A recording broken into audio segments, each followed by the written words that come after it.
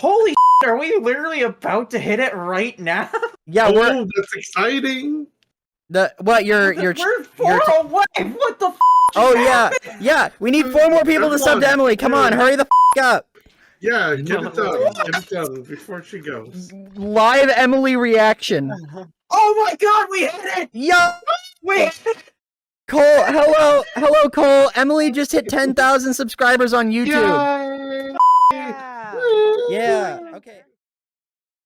10,000 subscribers. I can barely comprehend that. I think I thought I could, and now that I'm here, it's kind of amazing to me, because I think of 10,000 subscribers as the first milestone that leads to a career. You can start to call yourself kind of serious at this point. And it's hard for me to believe that I've reached that and I'm worth that. You know, I still have that imposter syndrome, and yet you all believed in me enough to support me, and that means a lot. I make them for myself in a lot of ways, hoping that I can entertain others, but putting a lot of myself into them. Just like I want to do eventually one day with my own films, and the fact that they actually resonate with people despite them, you know, not fitting typical niches and sort of eschewing algorithmic logic, that's amazing to me. Thank you all so much. And for like the last 4 years I've been running this channel, I've had a running gag about how once I reach this point, I was going to cover the entirety of my Blu-ray collection. The thing about that is that when I thought of that 4 years ago, this was a lot smaller. But at the same time, I wanted to do it because I like talking about movies, and I like talking about all of these things that I love. And what better way to do that than with a literal collection of movies? So let's do that. Let's do that, finally. Let's hope that this is just the beginning for me, and hopefully you all enjoy this. Hi everyone, so I just wanted to interject here just to say if there's anything weird about this video, I recorded it 10 months ago, so yeah, it kind of took me a while to get through just 6-7 hours of pure unedited audio that had to be gone through, and I got help from Ren the Barbarian for editing it, and I finally have it here, so please enjoy, but if anything's weird, you know why. But first, for this occasion, I've decided to do a giveaway. 2 sets of 2 Blu-rays with some themed goodies inside. First is the foreign language movie pack. These are 2 foreign language films that I adore. I think they're both masterpieces. And they just happen to be upgraded to Criterion, so I'm giving away the original Blu-rays I have of them. For free, obviously, it's a giveaway, with some themed gifts. So these are Amoros Perros. This is a rough watch. It has 3 segments, and the first one contains dogfighting, and it might not even be the most depressing one. So yeah, it's intense, but this is probably my second favorite Iñárritu film, and I highly recommend it. And second, what do I need to say about this movie? You all know about Parasite, right? Like, I will have to get into it later, but a class warfare classic. A Palme d'Or and Best Picture winning incredible masterpiece from Bong Joon-ho. Some of the best performances I've ever seen in one of his films all at once. It's Parasite. For Amoros Perros, my themed gift is a retro map of Mexico City that also serves as a tourism leaflet. It looks very nice if I pull it out. There we go. And yeah, and you open it up and you got a little map. All of Amores Perros takes place in Mexico City, so I thought that was a nice theme thing. And I don't know, I like this very 80s, early 90s aesthetic to it. I think it's very, very cute. And of course for Parasite, I have Korean candy, specifically peach flavored, because peaches play an important part in the plot, and I thought that was cute. So I feel like the other one might sell more, but I think this one is worth it, even if you don't like the films, just because you get some good candy with it. But the reason I don't think that'll sell the most is because the next one is queer themed, and that just fits with my audience too well. First we have Call Me By Your Name. This is... It's controversial to some, but I personally think it's a masterpiece. I think, regardless of what you think of the source material, Luca Guadagnino and James Ivory put a lot of their own experiences into the making of this as two gay men. And it's beautiful as a result. It really is stunning. Of course, I'm in a great video with Lil Sebastian on this film as well. And I do love it. I ended up getting a second copy of this because a family member bought it for me for Christmas, and then a different fan bought it for me off of Throne. So I figured I'd give it away. And the next one is, this might be a top 10 favorite of mine. It's borderline, at least. My favorite David Lynch, Mulholland Drive. A masterpiece of surrealism and magical realism and dream logic and everything in between. Naomi Watts, Justin Theroux, Laura Haring, they're all fantastic in it. And so with it, you're going to get a Progress Pride flag. Nice and mini and easy to fit on any desk. And 2 retro gay pride pins. You see one that says End the War Against Gays, and one that says Out of the Closets into the Streets. So yeah, both of those are going to be up as giveaways in the description. I'm most likely going to spread them on social media as well. I highly encourage you enter them. And with that, you'd think it was time to get into the collection proper, but first, we gotta talk about all the stuff surrounding the collection. Let's first talk about some of the little doodads I have, like this little Coraline doll. Coraline used to scare the shit out of me as a kid. I saw the trailer for it and it was too much, just the idea of the buttons. Oh, it freaked me out. It freaked me out. And I just couldn't watch it. I couldn't think about it. Now that I'm an adult, I love how beautiful the stop motion is, and I can handle horror a lot better. And having this, it looks like a little miniature puppet in a way. It looks like something like you'd literally see on set, and I thought it was cute to own. And in her lap sits a little Disaster Artist football I got from a screening. I know James Franco is not a good human being, but this is cool to me just because it was one of the first things I ever got that was like a gift from a screening. It's one of the few movie-themed doodads that I've ever been gifted for free. Next up, we have a Blockbuster VHS tape that I found an Etsy seller who makes these replica cases of Blockbuster VHS tapes.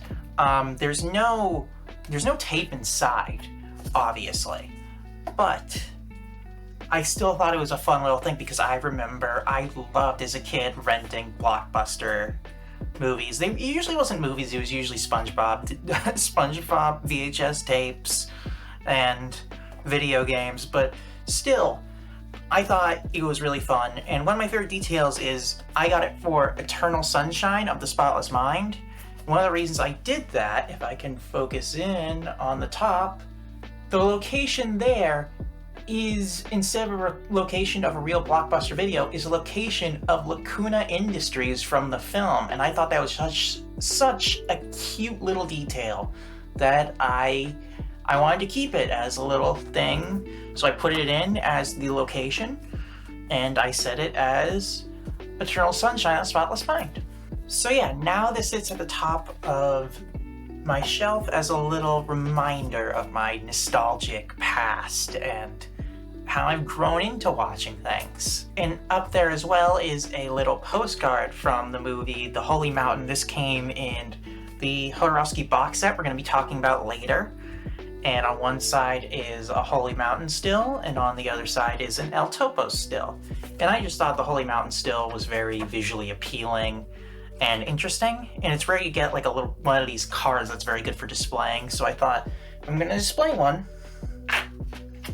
Why not put it on the VHS tape? And yeah, I think it really completes things. And finally, we have these little miniatures of the vehicles from the Dark Knight trilogy that came with the Dark Knight box set that I have behind me that we're going to talk about in a bit. Here we have the Tumbler, which I think is a really cool design. I feel like if you just want a classic Batmobile design, you're going to always get one of those. But this is a really unique one, and it really fits with the character. I like that it looks sort of like his own suit in a way.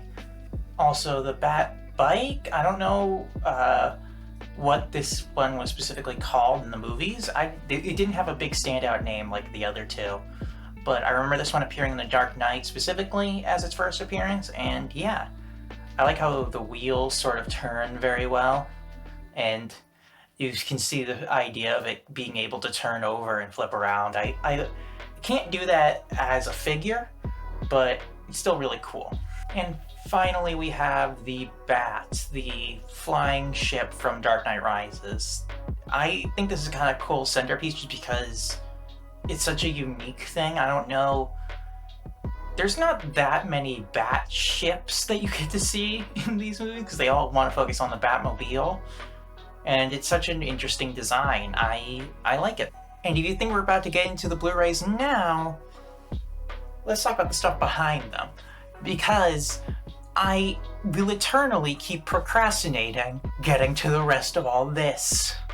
And next we have two 70mm Roadshow booklets that I have.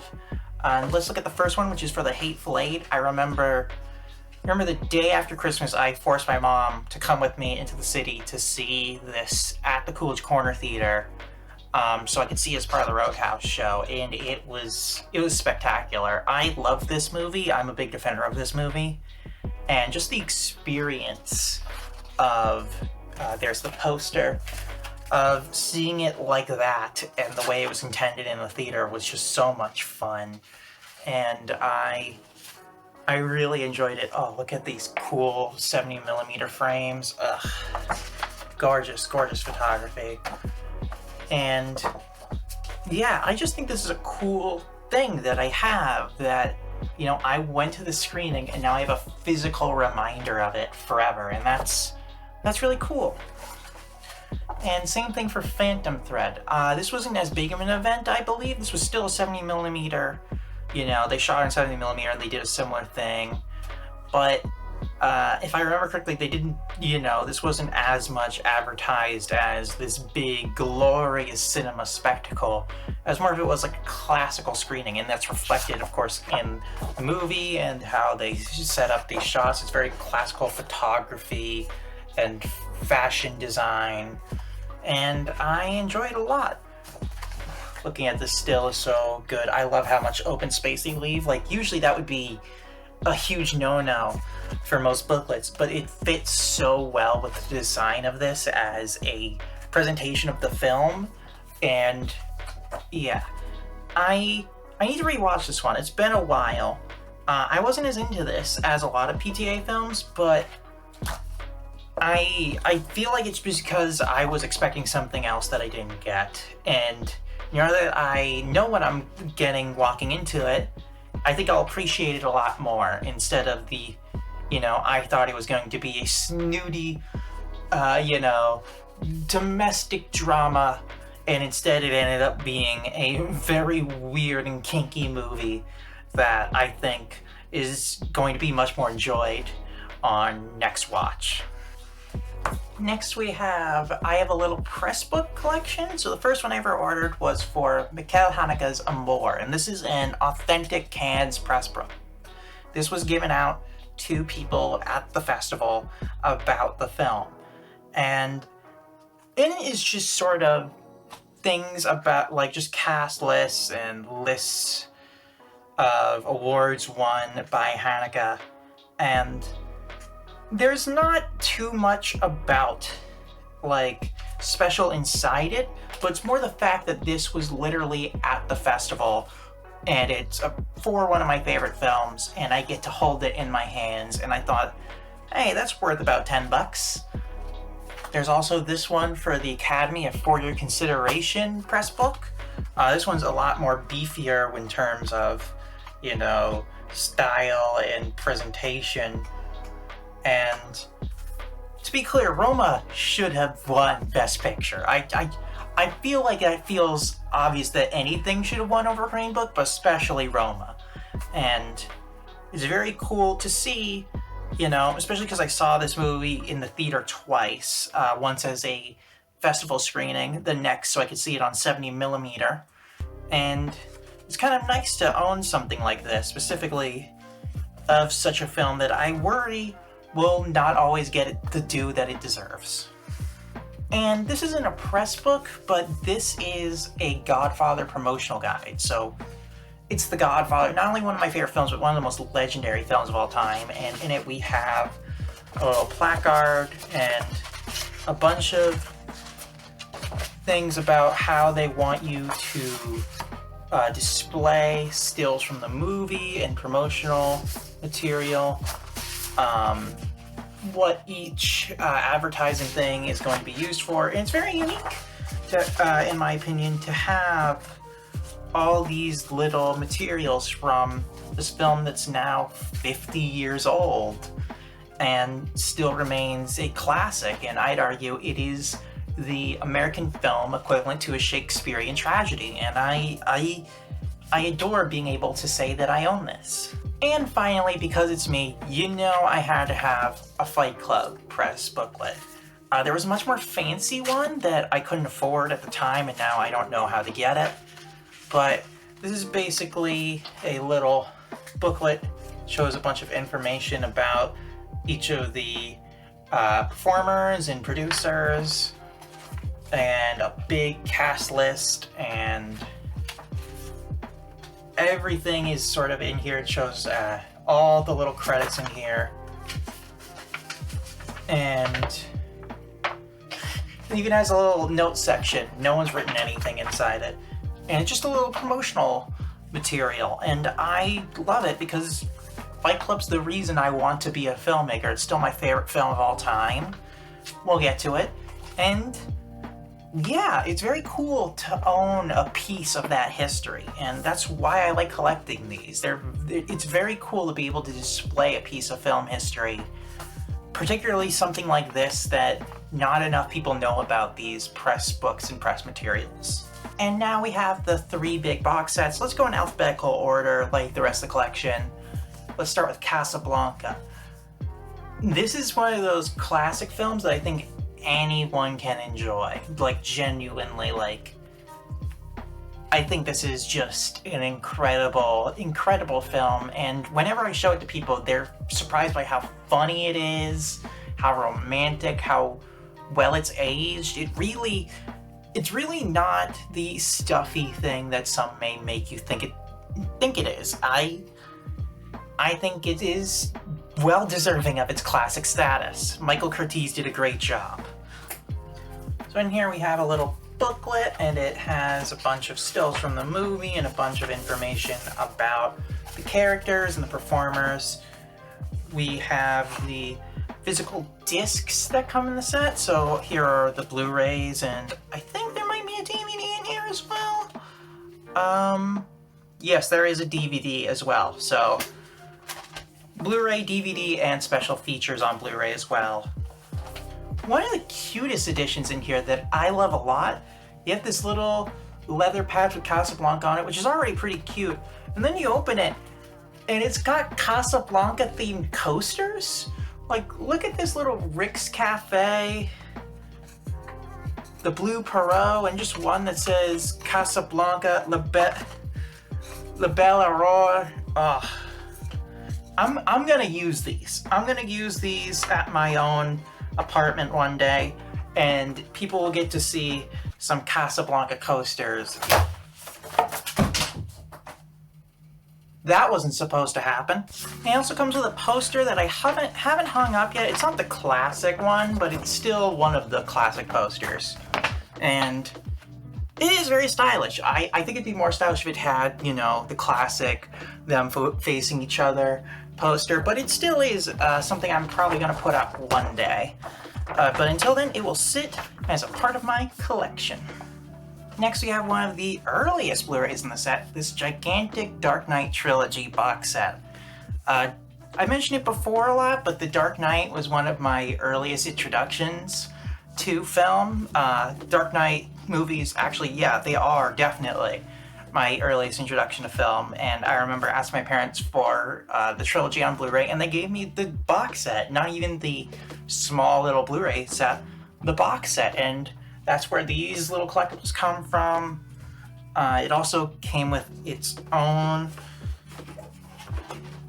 little collector's still guide that has its own little interesting cinematography. Some of it also includes some storyboards and things like that. There was a letter from Christopher Nolan to people who bought the box set in here as well, and a little booklet that contains the discs for each film. Yep, so you see Batman Begins, Dark Knight, Dark Knight Rises, and the special features.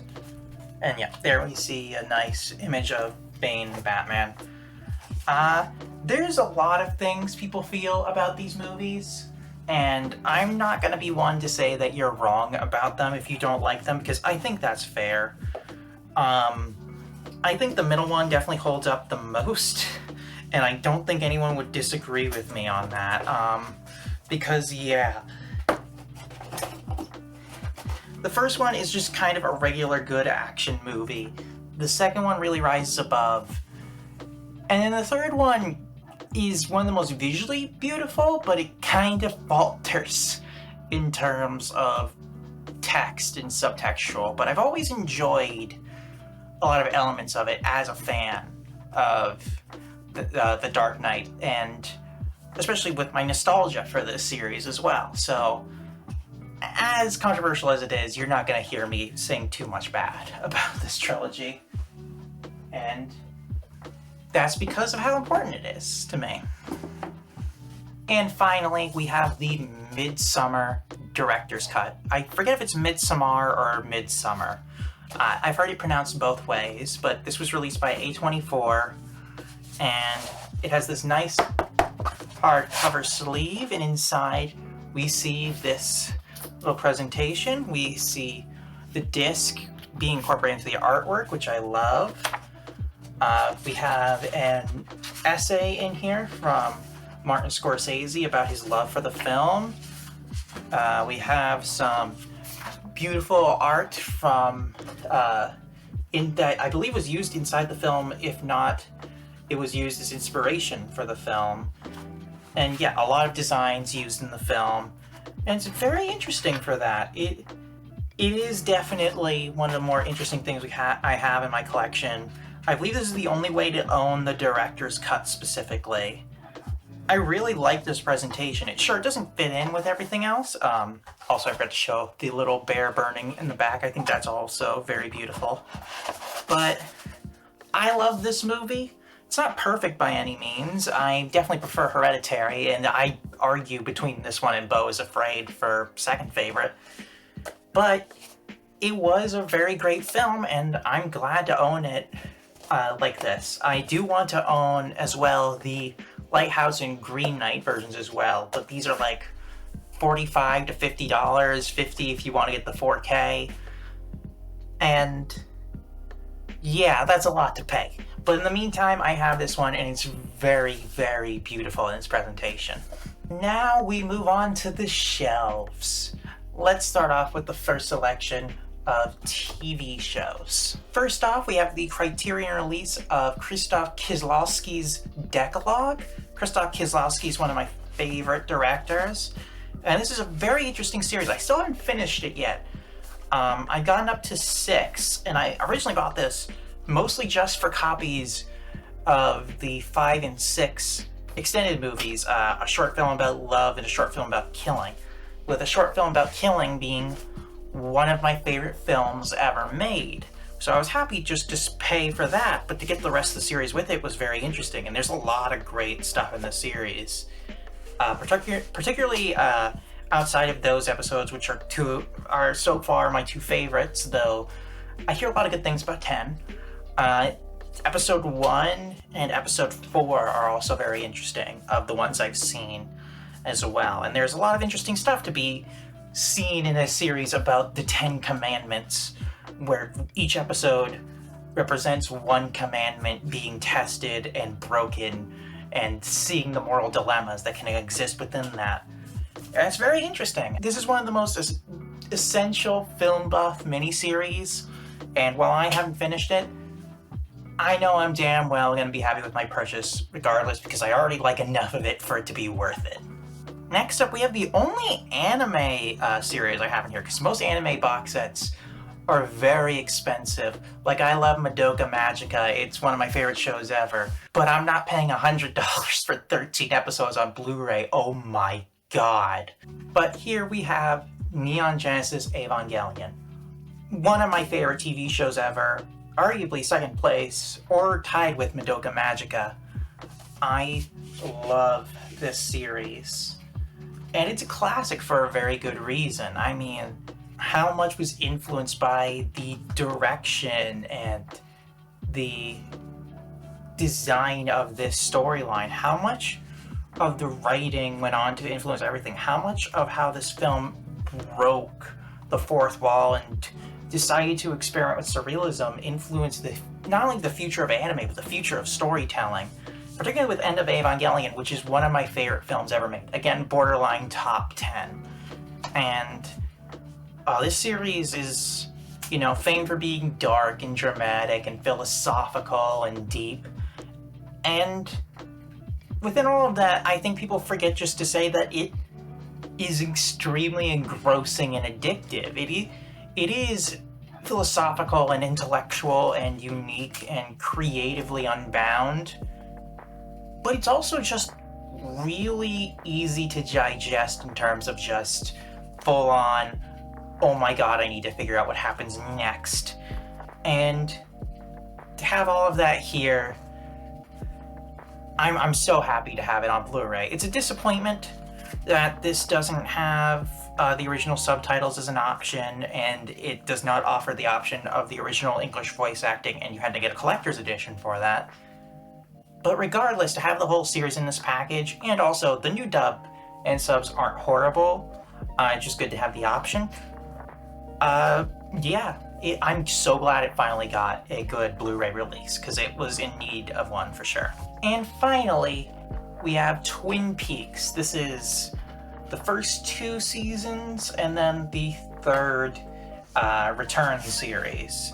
And one of the first things I have to present is this is probably the most frustrating Blu-ray set I have, because look at this slipcover. It's very nice, it's very beautiful, and you slip it off, and it looks like a bootleg. Look at how, it just ends. It just ends, and it doesn't look like the rest of your collection. It doesn't fit right. And then it has this terrible setup where all the discs are flimsily stacked on top of each other, and often use multiple in the same spindle. And it's very cheap feeling, and I'm missing some of the discs because I let my friend borrow season 2, but then if you don't close it right, it sounds off and weird, and you have to make it fit right, and all of it feels so flimsy. But the series is so good that I thought it was worth spending the money for this. And yeah, I've just finished season 1, and it's amazing to me how this was able to translate to a huge American audience, because this is very much this is very much David Lynch at some of his strangest, and I adore it. The way it plays with its world and its characters. One of the best things about this film, and I think any good TV series, is how it takes all of its characters and it feels like you just get to know every single aspect of it. You could have 20 of them and you know everything about them. Alright, next we have the film collections I have. So first off we have, some would argue this counts as a TV series, but I don't because I think they're all individual films. The 30 for 30 collection. So these are, started off as a series. Season 1 was just 30 films for the 30th anniversary of ESPN. It was 30 sports documentaries. And it was such a big hit that they just continued the series, and now it's a huge thing. They have their own podcast, they have a huge special. It's a huge advertisement for ESPN Plus that they have all of these. And yeah, 30 documentaries and another 30. With some great films in here as well. I'm a personal fan of June 17th, 1994. If you're gonna watch one of these, watch June 17th, 1994. It's by Brett Morgan, the director of Cobain Montage of Heck. And what's so interesting about it is that it is narrationless, it is interviewless, it is just a montage of sports events from June 17th, 1994, where we see the New York Rangers have their Stanley Cup parade, then make preparations for the New York Knicks finals game that night. We see Arnold Palmer, I believe his final US Open appearance, and all in the background you just keep going, huh, what's up with that OJ guy? There's police outside his house? That's strange, and I heard about his wife dying. I wonder if they're... Oh, and there goes the Ford Bronco! It's such an interesting little piece of montage cinema, and I love it. There's also, of course, Pony Excess. There's No Crossover, The Trial of Allen Iverson, and that's from, I believe it's Stephen James is his name, the director of Hoop Dreams. And yeah, there's a lot of interesting stuff on these. If you like documentaries, you don't even have to like sports to like these. They're just very interesting stories, and I bought them because I just think these are great. Put on, just watch and enjoy a good documentary kind of films. These are ones that if you want to entertain your dad, especially while not being bored yourself, these are some great picks for sure. Next up, we have the Alejandro Jodorowsky collection. And this one contains 4 of his films. First is his first film, Fando y Lis. The last one is his latest film, the documentary Psycho Magic. But the reason I got this was for his 2 most legendary films, El Topo and The Holy Mountain. I love these films, particularly The Holy Mountain. The Holy Mountain is such a unique piece of film. It feels like it does everything that you're told not to do, and it pulls it off. And that it's such a unique, inspiring piece of rule-breaking cinema. And it's a trip for sure. These are movies that were made by someone who took a lot of psychedelics, often made with people taking psychedelics during the process. And yet they hold up as cinematic classics in my opinion. Inside as well is a little fold-up reversible poster. One side The Holy Mountain, one side El Topo. Yeah, this is another one I might put up one day, but in the meantime, I'm just going to keep it in its collection. Yeah, Jodorowsky, one of the most visionary filmmakers of all time, and I was happy to own this just for Holy Mountain and El Topo, but having most of his films, most of his big films in here with El Topo, The Holy Mountain, Fando y Lis, and Psycho Magic, I believe the only other big ones that have Blu-ray releases are Santa Sangra, Dance of Reality, and Endless Poetry. So again, that's like half of his biggest hitters right here is a very cool deal to have. And I of course, having The Holy Mountain and El Topo is a really great time as well. It's a great collection. I'm happy to have it. Next up, we have The Master, Hitchcock. We have the Essentials collection. This one's very beat up because I got this from a friend who I believe also got it used. I may not be right about that, but it has a lot of shelfware.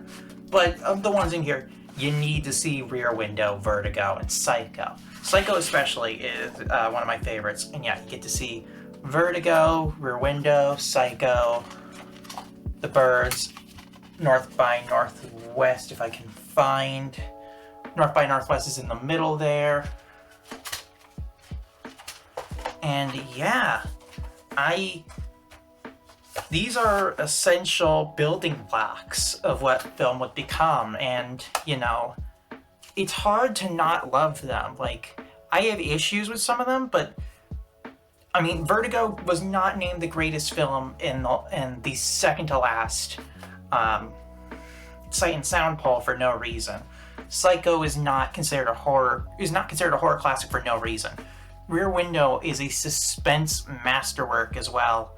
North by Northwest is a great spy thriller. The Birds is even a good late period Hitchcock. It's just a great, you know, 5-film collection to have, and these are probably the most immediate Hitchcocks you need to watch as well, and I'm happy to own them. Next up, we have, this one was presented in my Head video, the America Lost and Found BBS Story box collection. So in here, we of course have Head, but we have the rest of the Raybert, which would eventually become BBS Studios production. Now, of course, I do love Head. I made an entire video on it, but it's not even my favorite in here, because of course, we have to talk about Easy Rider and 5 Easy Pieces and Last Picture Show and okay, like let me pull these out. I have a hard time arguing whether Easy Rider is my favorite in here or not, but it has a great argument in it, and it's a shame we didn't get more Dennis Hopper directed film, because he was a talent at that as well as being one of the best actors of his generation, as well as Jack Nicholson and Peter Fonda. Oh my god, this was such a stacked movie. Oh my god. And it is hard to understate how important this film was to changing film history. Particularly in America, especially in America. Then we got the Rafelson follow-up to Head, 5 Easy Pieces, and this is the one that proved Jack Nicholson was a leading man, and dear God, yes, we are better for that as well. And this is also a classic. If you haven't seen the the toast scene, I believe, in the diner, that is fantastic as well. You need to check it out. And of course, we have to mention The King of Marvin Gardens and Last Picture Show. It doesn't matter which order I put them in, they're both classics. Peter Bogdanovich is probably his most famous and most beloved film, as well as Bob Rafelson's probably his cult hit. This is the one people seem to love the most who are really into his filmography. Great pieces of early 70s filmmaking prowess. And this is just such a great collection. I remember We Hate Movies called it, I forget who it was on We Hate Movies, but someone on there called this Film School in a Box. And you know what? I'm not sure if I'd say these are the only films you need to understand film, but this is a goddamn great way to start your understanding of American film history for sure. Definitely filled with must-watches in here. Here we have the Marx Brothers collection. Here's a nice collection of some black and white comedies. It's hard to underestimate how important these guys were to developing comedy in film, because they took their stage show and they managed to evolve it into something that fit the film format very well. Specifically Duck Soup, which is the last film in this collection. Duck Soup is, of course, their most beloved film. We can see it right there. And I would probably agree on that, but also, you know, there's some great ones in here like Horse Feathers and Animal Crackers, and all of the 5 films in here are, you know, well-liked films from titans of the comedy scene that I'm happy to own. I feel like if you haven't seen a Marx Brothers movie, you need to, just for the film history of it. And finally, we have the World of Tomorrow collection. This, I don't know if these count as part of the film collections, because this is a short film collection, but it's by Don Hertzfeldt, one of my favorite directors. It's a shame we've only gotten one feature from them, but World of Tomorrow was of course nominated for an Oscar, and well-deserved nomination, but I think 2 deserved it even more. 2 is my favorite of these films so far. And I find it, the way it tells its story, so beautiful, so entrancing. And it hits me like a ton of bricks. And then the third one, it's like a Philip K. Dick style of just pure torrential sci-fi heavy imagery and concepts in your head, and it continues a story that I didn't even realize was really happening in the background fully until 3. Like, I knew there was a continual canon, but I didn't realize that there was an advancing story as well. And he notes in the booklet in here as well that he wants to continue this series as long as he can take it. And I support him in that. I'd love to see him make more. I'd love to see him branch out and make more. Just give Don Hertzfeldt more jobs, because he's one of the best goddamn animators of all time in terms of just pure writing capability and what he's able to do with just these simple character designs that feel so special in that way. Now let's start off with the numbered entries in my collection. 8.5.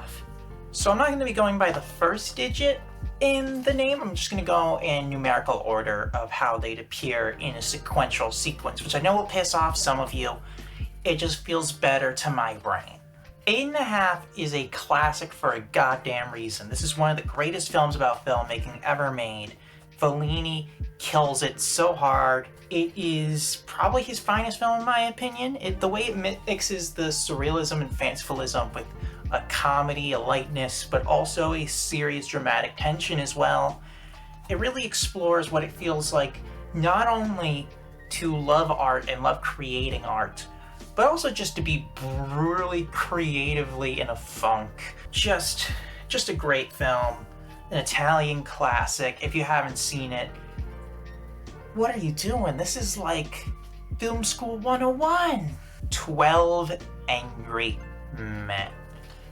I love this film. The fact that it takes place basically in one room and yet feels so big because of the directing and the acting is so incredible. Henry Fonda in the lead role as, I think it's juror number 8. I can't remember the exact numbering of the jurors, but he does a great job. As many people point out, the scene where the switchblade comes out and is placed on the table is one of the best, like, just fucking mic drops in all of film history. You could put if you played this in a theater and people were allowed to cheer, they would cheer the minute that fucking knife hits the table. Oh my god. 12 Angry Men also resulted in one of my favorite film stories ever. Basically, they remade this in the 90s for a TV movie because it was such a classic, written by the same writer as well, and they updated it to make the jurors more diverse in race, because this film was, of course, about 50s racial politics, and in that sense, all the jurors were going to be white because that's how that looked back then. Now they had more diversity in the 90s. And someone asked him, you added, this diverse cast of men, why didn't you add any women? And writer Reginald Rose just says, because 12 Angry People is not as good of a title. Just a classic. Just a classic. A film I think needs to get more love, 20th Century Women. I think this Mike Mills film is a masterpiece. It's one of my favorite coming-of-age films. I love the way it deals with the storyline that mixes in late 70s punk and post-punk with second-wave feminism, with a teenage boy trying to learn, like being surrounded by all these punk and feminist women and trying to get a hang on all of it. Annette Bening and Elle Fanning are fantastic in it. But, oh god, Greta Gerwig in this film. I know that she's such an amazing director that I'm happy she's doing that, but god, her performance in this makes me wish we got more of her in more roles, because she just kills it here. She just does an incredible job. And dear god, more people need to watch this one. The film that started the French New Wave, The 400 Blows, by none other than Francois Truffaut. Francois Truffaut is one of my favorite directors, and this is a great example of it, because he talked a lot of shit as a critic, and he comes out and makes this as his first film, and everyone's like, oh my god, he's a genius, and we all have to keep putting up with the fact that he slammed us, and we have no report, because then he came out and made his own film, and it was a classic. And oh god, speaking of coming of age movies, this is also another one, but this is a much more coming of age malaise story of feeling lost. It reminds me a bit of Rebel Without a Cause as well, and I think this is one of the most fantastic entries you can have to French New Wave, and frankly, it's just a masterpiece. I always recommend it to people who are, they hear about the French New Wave and they don't know, anything about it. This is a good place to start, along with another one we'll get to very soon. And finally, my second favorite film of all time, 2001: A Space Odyssey. If Fight Club is the film that made me want to be a filmmaker, this might be the most perfect film in my eyes, because I don't think there's a single wasted minute of time in this. Because I used to think maybe, the sequence at the beginning of, Before Time, in a way, like that was, went on too long or anything like that. But the more I watch it, the more I agree it is so essential to the final, formation of the entire movie. I love it. I genuinely think it's hard to find a better achievement than this. And yes, I know Tarkovsky, who's one of my favorite directors, wasn't a fan. I can love a lot about Tarkovsky and disagree with him on this, because I think this is a fantastic film, not only just in terms of its achievements, in terms of effects and storytelling, but also just in its unique messaging about some of the horrors of mankind and how we can enact cruelties on each other. And absolutely fantastic little film. Now let's kick off the A's with another film that I think really innovated on a form in film, and that is adaptation. This is one of the most unique screenplays ever written. And all I have to do to communicate that is just to tell you how this film got made. As its title suggests, it's an adaptation of the Orchid Thief best-selling book that started off as a series of essays in the New York Times. And Charlie Kaufman, the writer of, at that time being John Malkovich, and of course a lot of my favorite ever films because he's my favorite screenwriter, got the job to adapt it. And, he then had trouble trying to figure out how to fit into a narrative. So instead he wrote a film about a screenwriter named Charlie Kaufman trying to adapt the book The Orchid Thief. That is so unique and so innovative and so funny. Nicolas Cage as both Charlie Kaufman and his fictional brother Donald Kaufman is so brilliant. Spike Jonze does a great job bringing it all together. This is just a fantastic little film. If you want to see something that just breaks every single rule in the book and manages to do it with a clever sarcasm, but also some self-awareness as well. Next up, we have Akira. Oh my god. What a monumental film in animation. Not just anime, animation in general. You've seen bits of this movie, whether you know it or not, in terms of just the influence and references it's had in other media. You've seen the famous bike slide. You've seen references to it. It's a goddamn TikTok meme right now. Leave me alone! Akira! It's one of the most foundational works of cyberpunk ever made. It's beautiful, it catches you completely off guard. It's one of the most terrifying portrayals of body horror mixed with a terrifying message about nuclear arms. And if you haven't seen it, do yourself the favor. This is one of the best animated films ever. Next up, one of my favorite horror movies, Alien. I get there's some things to love about the Alien series. I love Aliens. I think Alien 3, if you watch the assembly cut, is pretty alright. David Fincher was trying to do his best with it, but I don't think it ever got better than the first one. Ridley Scott This is probably his masterpiece in my opinion, and it's for a goddamn good reason. It manages to be both terrifying as a horror film, but also chilling as a piece of commentary. Its designs are otherworldly. In terms of H.R. Giger's work on it, it's just incredible. And of course, just the way it's shot and edited is so incredible. This film probably birthed more of modern horror than I think it ever gets credit for, and it gets a lot of goddamn credit. What is there to say? It's Alien. You know about Alien. It's great. Another one of my favorite films. This is just such a beautiful, masterful film. Roy Scheider, as much as I love him in Jaws, this is his best performance in my opinion. And everything about its presentation is just so unique and incredible. And its ending is fucking incredible in terms of just how destructive it is to your brain. I think people will skip over it because of its title and they'll think of the Chicago number and they'll think, oh, it's just gonna be a fun musical film. It is so in-depth, so interesting. It's from the man who made fucking Pippin and Cabaret. It's Bob Fosse at his finest. Another one of the greatest films ever made. Another one of my favorites. Amadeus. I feel like people hear it's a Mozart film that won, 8 Oscars, and you think, oh, this is gonna be stuffy and tiring. And then you watch it, and it's breezy and fun and ridiculous and over the top and incredibly engrossing and addicting.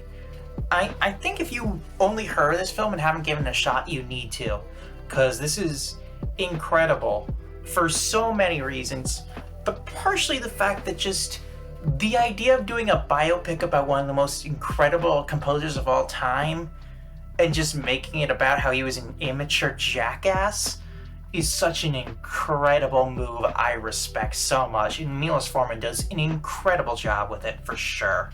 This is my favorite Milos Forman film, and I think that everyone should sit down and give it a shot. Whether you care about classical music or these old classical dramas at all, you will find it fun just watching this silly dude be a genius and then just fuck prostitutes and just be an annoying asshole as everyone sits down and they just have to go, fuck, he's better than us. That's so fascinating. To tell from the story of the man who considered Mozart his rival is such a unique way of doing it that this deserves all the praise it got, and it's one of my favorites for sure. And one of my favorite features of this digibook, is this CD that it comes with, a Mozart CD of a bunch of his symphonies and odes, as well as his, I believe his Magic Flute opera is, some of the pieces are on here as well. Just a fantastic way to add on to this experience. I guess it's time to get my Sigma grind set on. Listen, I feel like everyone knows a lot of people have misinterpreted this movie, but it's just incredible the way it's crafted. It is one of the funniest goddamn movies ever made. One of the best horror comedies ever made. Christian Bale's best performance, in my opinion. Oh my god, the way he delivers some of his lines is fantastic. The song is extremely uplifting.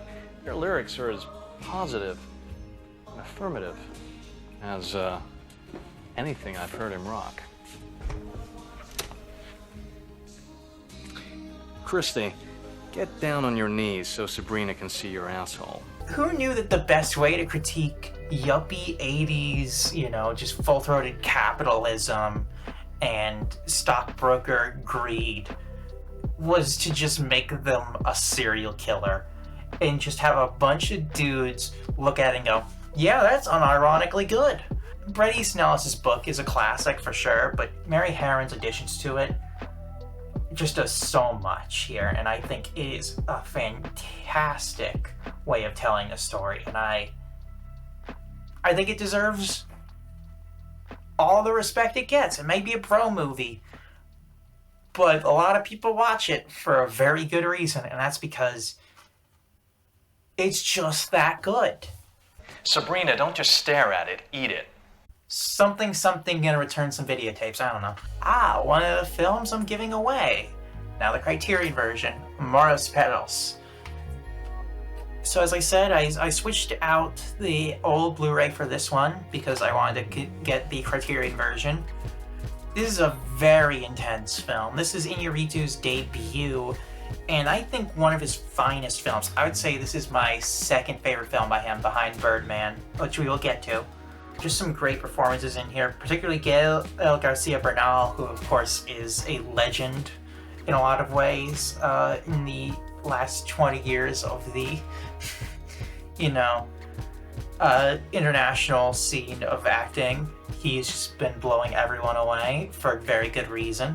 It hurts to watch, obviously, a movie with dog fighting and so much pain and suffering, but it's so emotive and well crafted in that drama and what it wants to tell with it that I think it's so engrossing, despite the fact that you're sitting there and you feel awful for the dogs in the dogfighting section and the people who are suffering, but it manages to tell so much about what these people's lives are like and how they intersect and how Mexico City is constructed and Mexico as a whole and society as a whole.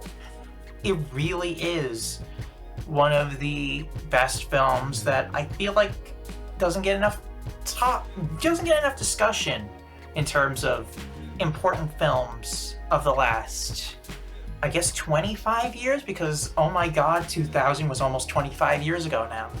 Just an incredible piece of filmmaking, and whoever gets the Blu-ray, I hope if they have seen it, they love it, and if they haven't, they'll enjoy it.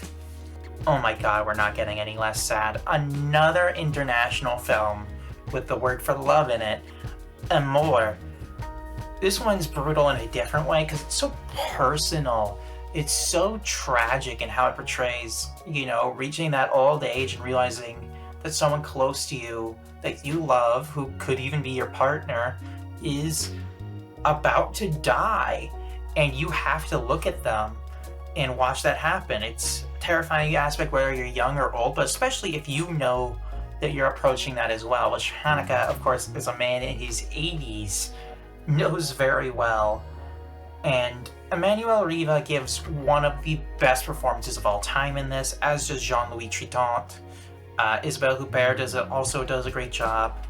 Haneke has a reputation for being a very cold director, and I'm going to talk about a lot more of his colder films in this as well. But this is just overflowing with love and tragedy, and it's just so heartbreaking and beautiful and powerful.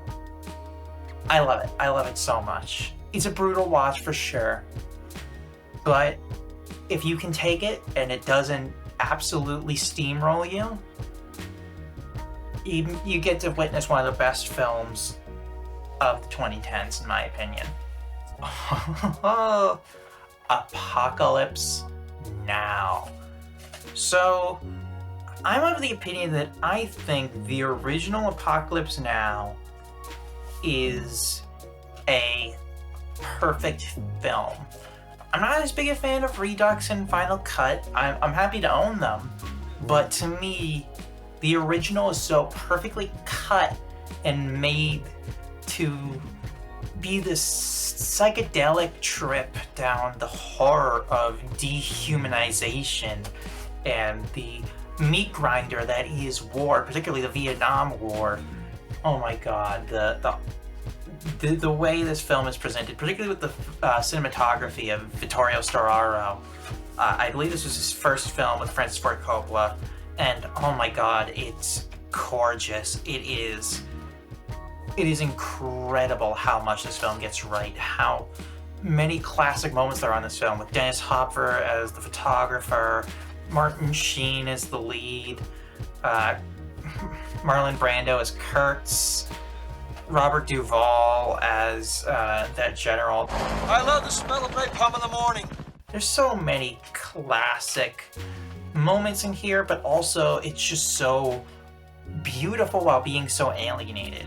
And also in here is one of, if not my favorite documentary, Hearts of Darkness, the documentary on the making of the film, which basically nearly killed Coppola and nearly killed several people. And luckily, it didn't kill anyone, and we got a classic out of it, but it's such an intense documentary. It's so beautiful and how personal it is, and just like how much it unravels. I adore it as well. If you haven't seen that as well, I'd add that to what is probably going to be a great watch if you haven't seen Apocalypse Now, because it's incredible. It is one of the most shocking, baffling experiences of film ever, because it feels so perfect, and yet it came out of an extreme, strange situation. Next up, we have one of my favorite sci-fi films of the last decade, Arrival. It's not my favorite Denis Villeneuve film. We'll get to my favorite Denis Villeneuve film. It is up there for me, and I remember watching this in the theater, not knowing pretty much anything about it, just knowing it's a new Denis Villeneuve and I wanted to see it, and then being blown away with how it presents its storyline. I love that it is an alien contact story, but it's just about how you communicate. It's no more than that. The aliens aren't really, it's not about threat or structure or an exact sort of thing of how we relate to others that are different from us. It is just about the complex issues of conversation and communication and the gaps of language and time and how we're able to understand them. And that's something that's very beautiful in my opinion, and it really is a special film to me in terms of that. I think that when this came out in 2016, this was so unique, but it fit perfectly for 2016 at that time too, because of us getting immediately sucked into the new age of the internet, digital age, where platforms became gods and everything ran through it more than ever. We were having political discourse filtered through the internet. We were interfacing through our lives through it for the first time. It was a buildup of a whole area, and it just felt like the perfect time for this movie to come out, and it was very special as a result. I think this really is something pretty great, and this is The Arrival. This is not one of the greatest sci-fi films of the last 20 years. In fact, it is a movie by a UFO cult that I own on Blu-ray. Before you ask, no, it's not Heaven's Gate. No one has died, I believe, in the process of making this film. As far as I know.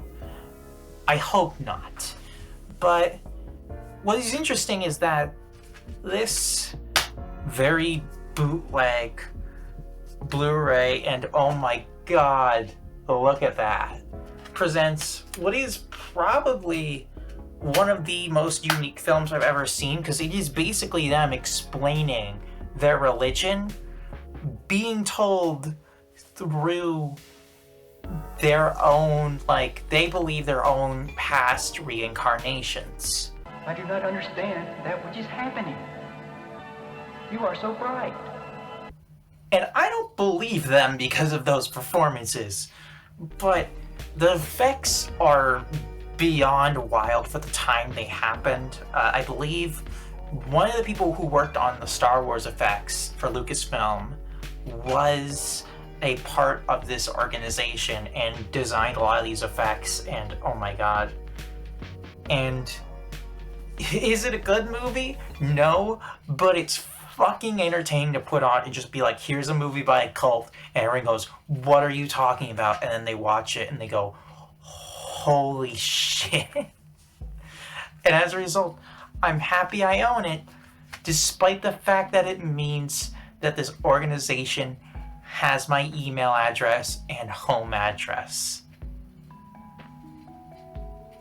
Please do not do anything weird with that information, Unarius. On to the B's with a film that I think should get talked about a lot more, and one of my favorite Criterion arts as well, The Battle of Algiers. This film is one of the most incredible pieces of post-colonial cinema out there. At least one of my favorites not done by Raoul Peck. And it is just a fantastic piece, and especially reflected in how this art reflects it. For a film that's so, classical in how it is a 1966 black and white Italian film, it manages to communicate so much revolutionary rhetoric and how it feels to be, feeling lost and oppressed in a colonial world. And it almost didn't come to be that way if it weren't for the assistant director, who I believe was Algerian, and helped steer it towards a more revolutionary project. And as a result, it became one of the greatest pieces of film about that Algerian war ever made. And we'll get to another one of those in a bit as well. But I find this film immensely incredible in terms of just how much it's able to impress upon the viewers, how much it's able to impact them. And I genuinely think that more people should be talking about this film, because it gets talked about a bit.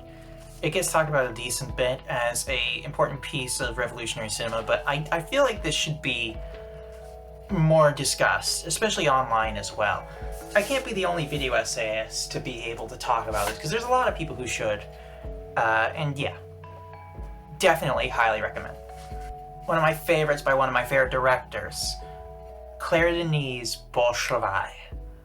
One of the greatest subtextually gay films ever made, because it is textually gay, but it tells it exclusively through subtext, and I find it fantastic. The way it is basically a retelling of Herman Melville's Billy Budd Sailor, but becoming this sensual, violent tale about a war that was basically aborted and never happened, but all the soldiers were sent out there for intimidation. Gregoire Collin and Denis Lavant also having great, interesting playing off each other, and the way that they deal with it's in Djibouti. Djibouti, and it deals very heavily with a lot of themes of queerness and also structure and how society expects men to behave, toxic masculinity. 1999 was a great year for that, and oh my god, I adore it. If there was a Claire Denis film that you were to tell me, and I want to watch something to understand who she is, as much as High Life is my favorite, and I've done a whole video on that one, we'll talk about it later, Bolshevik would be my pick, because it just is such a great encapsulation of who she is as a director, and I adore it. Another classic bro movie, but it deserves its great reputation because it is just, in my opinion, maybe the funniest comedy movie ever made.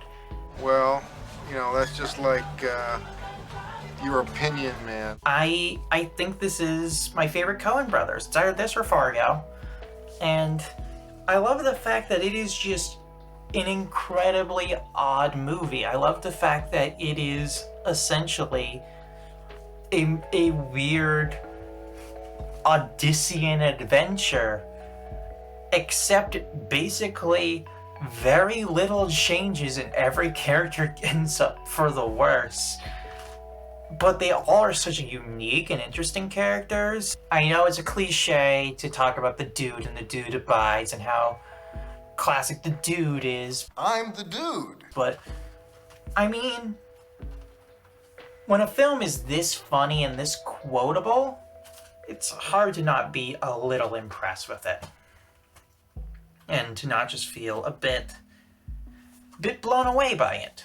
It's still holds up in my opinion as one of the funniest comedies ever made and one of the greatest things the Coen brothers ever did. A film I see gets hated way too much and one of my personal favorites, Birdman. I remember going to the theater back in 2014 with my parents. Again, this was like a little bit after Christmas, and I convinced them to travel all the way into the city to go see this because I missed it on its first theatrical run, and I wanted to see it, and I remember just being so blown away. I remember having to pee mid-movie, and I fucking ran, and I barely missed like a minute of film time.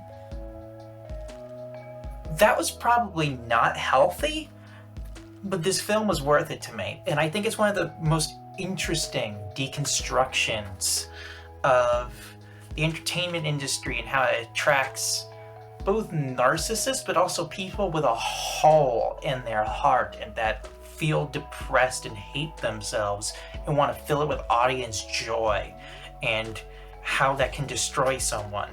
And Michael Keaton's performance in this film is incredible for that. And so many great performances in here as well by Edward Norton, Amy Ryan, Emma Stone, Naomi Watts, Drea Riseborough, Zach Galifianakis. Zach Galifianakis has one of the funniest line deliveries in this movie I've ever seen. And I didn't want to tell you this, but Martin Scorsese is casting his new film, and don't tell anybody. I think that should be new. Okay? I think this is Iñárritu's crowning achievement. I think it well deserved its Best Picture win. I'm so glad it won over Boyhood.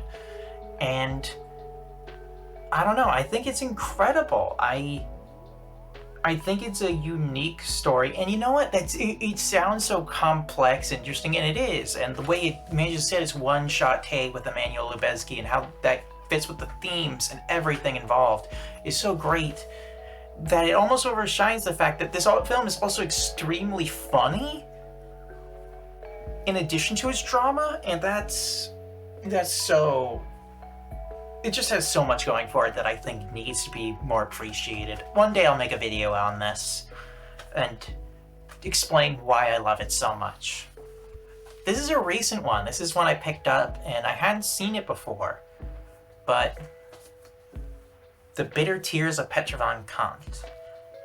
Rainer Werner, this is my first Rainer Werner Fassbinder film, and I immediately bought it.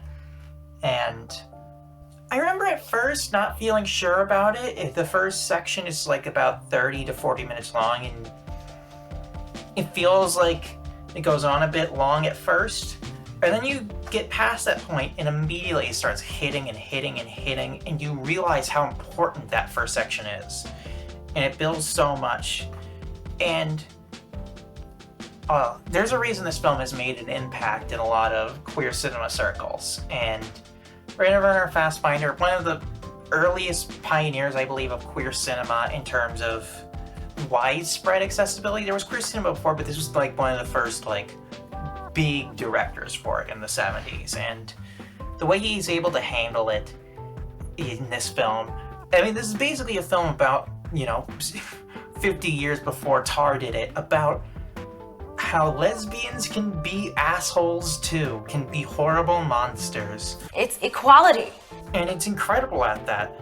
And I find it fascinating. I find the way that it's able to work around, again, one room, but still feels so cinematic, so incredible. It's just so beautiful in a way. And as he points out in the back here, all female cast. That is so unique. And you'd think just an adaptation of a stage play that takes place in one room wouldn't be that cinematically entertaining, but it is so addicting, and I adore it. One of my favorite queer films of all time. Sometimes I have to look at people and say Airplane isn't the funniest parody movie ever made, and they'll look at me and they go, wow. Wow, Black Dynamite? Wow. Black Dynamite is genuinely one of the most laugh per minute films I think I've ever seen. At 80 minutes, it manages to slam as many jokes as possible in here. The way it's able to parody both 70s blaxploitation, 70s culture, but also lampooning like the culture at the time, like wider black culture of the time of the 70s, wider American culture, you know, film construction. It's able to be so incredibly funny. It's so unique and have so many great quotes. Sarcastically, I'm in charge. But Black Dynamite, I sell drugs to the community. Ha ha! I threw that shit before I walked in the room. Who the hell is interrupting my kung fu? The number of just ridiculous, interesting plot lines in here is incredible. A man who knows kung fu, a ladies' man, a former CIA agent. Oh my god, there's so much about this film that's so unique, and I love it. It is, you know, I can guarantee you, maybe not all of it is for you. Maybe some of it is a bit too racy for you. But I guarantee you, this is the best movie ever made that features Richard Nixon with nunchucks. I think that's a fair bet. Black Swan. Oh my god. I think this movie's a masterpiece. I know not a lot of people would agree with me on that, and some would argue that it's a ripoff of Perfect Blue. Those people are wrong, and I don't believe have really analyzed both films fairly. I say that as both a fan of Satoshi Kon and Darren Aronofsky. But Black Swan is so interesting to me because it manages to communicate so much about the relationship of art to people, as well as specifically to women, and how women deal with the idea of success in terms of in a world that doesn't allow them much success, and how that can impact, how perfectionism can impact them more as a result. The way it's able to visually represent that is so stunning to me. Natalie Portman's performance in this is incredible, as well as Mila Kunis. Vincent Cassel is also great in this. There's just so much great about this film. Clint Mansell's score, everything about this really stunned me, and I really think this deserved all of the press it got at the time, and it deserves to be looked on now as one of the best horror films, not just of the 2010s, but maybe ever made, in my opinion, because I think the way this psychologically handles that mindset really gets me. And you know what? The thing everyone mentions, the way this film is able to shoot with mirrors is goddamn fucking amazing. I don't know how he did it. I don't know. I guess I gotta watch more of the special features, because holy shit, how do you do that? The cyberpunk classic, Blade Runner. This is the final cut version. And yeah, obviously, I do not recommend you watch the theatrical cut version of this. While Apocalypse Now, I believe the theatrical cut is the best version. This one, the theatrical cut is a butchering. The studio fucking murdered this film. I've seen things you people wouldn't believe. While Apocalypse Now was still handled by Coppola, he just had to kill a few of his darlings, and later cuts add those darlings back in that I think are a bit too long. Just a beautiful, fascinating cyberpunk world that manages to utterly destroy you with its Philip K. Dick moral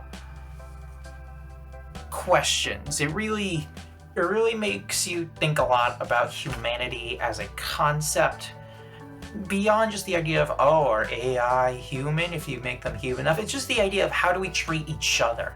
How do we communicate in these new worlds? And what kind of concept can there be that rules what is humanity and what isn't, when it's such a nebulous, abstract concept? And it also deals with the idea of the ticking of time, the idea that we all have a death date that we are slowly approaching, and all of that. Oh my god, just... This film is such an important one for a reason.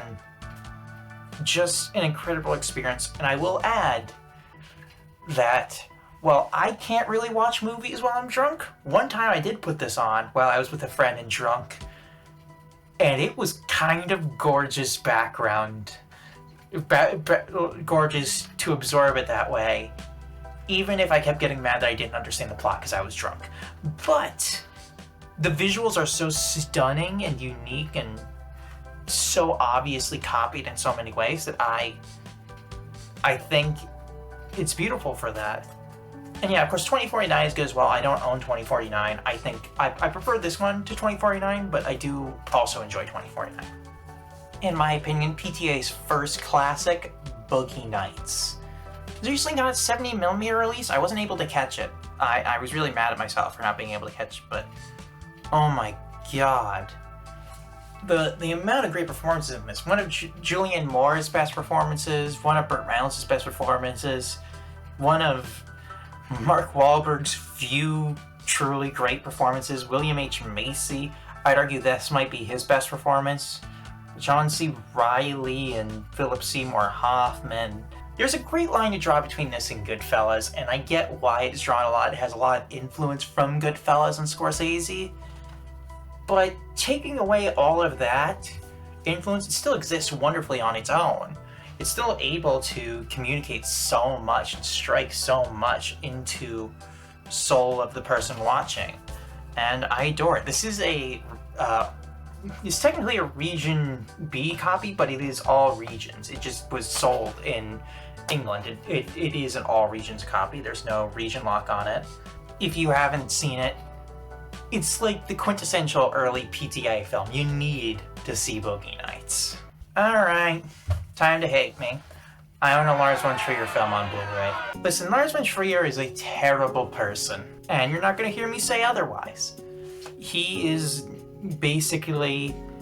sexually harassed Björk on the set of Dancer in the Dark, and he basically empowered and probably participated in a bunch of sexual assault at his production company with a person who has been literally labeled the Danish fucking Harvey Weinstein. Oh my god. And yet, Breaking the Waves and Dancer in the Dark still remain unique cinematic classics in my mind. And it's something that a lot of von Trier films after this do not have, which is that von Trier is a very ambitious and unique person, and he has a lot of interesting ideas, and when they hit, and when they don't, they feel so shallow. And these are Breaking the Waves and Dancer in the Dark are the two films that I believe hit the most and feel the most full in their concepts and delivery and themes. And obviously Dancer in the Dark is not on Blu-ray yet, so I only have the Criterion for Breaking the Waves. And Breaking the Waves is incredible. How Emily Watson wasn't discovered before this film. This was her first ever role. Incredible. Stellan Skarsgård as well is great in this film. Oh my god, there's so much about this film that feels so great and should have led to a much more incredible career that Lars von Trier immediately decided to follow this up with The Idiots, one of the worst films I've ever seen in my life, and then follow that up with one of the best films I've ever seen in my life in Dancer in the Dark, because Lars von Trier is a weird fucking man. If we're going to talk about the controversial, unwielding, weird career of von Trier, I have to hold up his best work, because even if he's going to make some of the worst trash on the planet, he also makes some of the best trash on the planet. And I say trash lovingly because I love this. And also because I call everything trash. Because that is what you do when you do not know how to speak normally.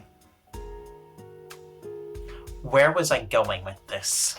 The other most iconic French New Wave film, Breathless. This was my introduction to the French New Wave, and I gotta say, this is a pretty great introduction. Probably my favorite Godard, though I need to see more by him for sure. Godard obviously could have been, he definitely was an asshole a lot of the time. But when he made something that was innovative and unique it was special.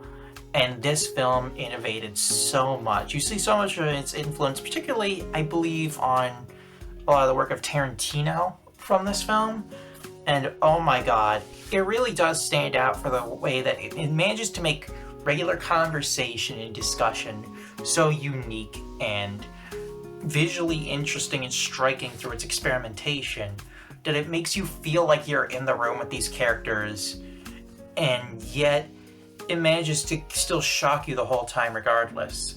And I do love the way this box set is set up, where it has this cover and it represents the black and white on this side, and then you flip over all the sides and it's all color, despite there being no color in this film, because this film just breaks all the rules. So they broke the rules of the design of this. I love that. I love that kind of design ethos, and I love this film. I will always enjoy it, despite the fact that I know a bunch of people who hate its guts. And I hate the guts of some Godard films for sure. But this remains a masterpiece to me. And finally, I think this is the only Western I own. Out and out Western, I believe. Butch Cassidy and the Sundance Kid.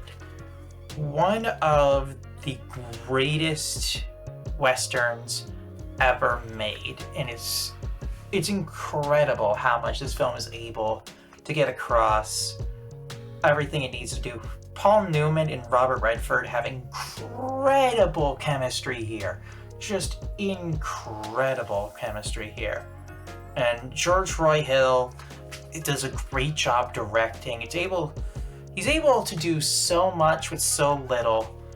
And of course, we can't not talk about the incredible catchiness of Raindrops Keep Falling on My Head. Raindrops keep falling on my head.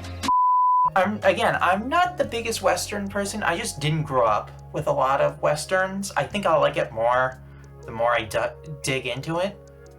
But this is a special one for sure. This is one, if you haven't checked it out, you need to. This is a definite must watch. Alright, I mentioned a film about the Algerian War earlier. Cachet. I love Mikhail Haneke. You're gonna get that feeling throughout this video. He's one of my favorite directors, and this is a film. I mean, it changed the history of the Oscars, because as a film that was in Austrian production but made in France, and with the characters being French, it's told in French. But because French is not the official language of Austria, they disqualified it for qualification. And everyone heard that and went, what the fuck? This is definitely the best film, not best foreign language film of the year, if not the best film of the year. And you're just gonna ignore it? And they were right to say that, because this film is incredible. It's so unique the way it's able to use slowness and this very languid pace, and yet absolutely rock you with its revelations. It is able to take a very simple concept, in a way, and turn it into one of the deepest allegories I've seen in a film. I will probably deconstruct this one day in a video if someone doesn't get to it first. I love it. I love it. This is probably the best Haneke to start with, I'd say. If you can deal with very still shots for a very long time, you will get so much out of this film, for sure. Oh my god, what an incredible, incredible piece of cinema. Call Me By Your Name. As I mentioned earlier, I was in a video with Lo Sebastian on this title, and I maintain my opinion that I think it's a masterpiece. I think Luca Guadagnino and James Ivory, as two gay men, capturing the feelings that they had and interpreting this adaptation, really got something personal out there. I'm not a gay man, but I am someone who was raised as a male and realized they were queer, and there's something very relatable about the experience of this film. And Timothy Chalamet and Armie Hammer and Michael Stolberg All of them do incredible jobs in this film, particularly Chalamet. I think Chalamet does an amazing job in this film. Stolberg as well. Armie Hammer does a great job too, but I feel like Stolberg and Chalamet really stole the show of the three. One of the most relatable queer films to me in terms of how Elio is able to deal with himself in this world where he's trying to be more mature than, you know, he really is, but still is, you know, having to deal with that a lot of stuff in his life and trying to mature through it, and without realizing that he's still too young to really understand some of the intense pressures of the situation. That's so unique. And Sufjan Stevens' songs in this movie, I could go on forever. Luca Guadagnino made a masterpiece with this one, and I'm so excited that he's getting to work on more stuff now. One of my favorite packagings in Criterion, because it's so simple. Dogma 1, The Celebration. Let's see if you can get a focus on that. There we go. If you don't know, this is the first film of Dogma 95. Dogma 95, of course, had a very strict rule set from Vinterberg and Lars von Trier. Strict set of rules called the Vow of Chastity. Dogma 95 had a set of rules. Here's the first part of the booklet that spells it out, and then the Vow of Chastity is here on the first page and on the last page, signed by von Trier and Vinterberg.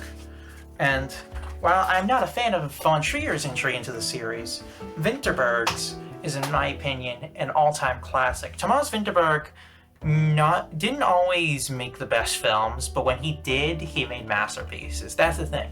When he made a truly great film, you knew it was truly great.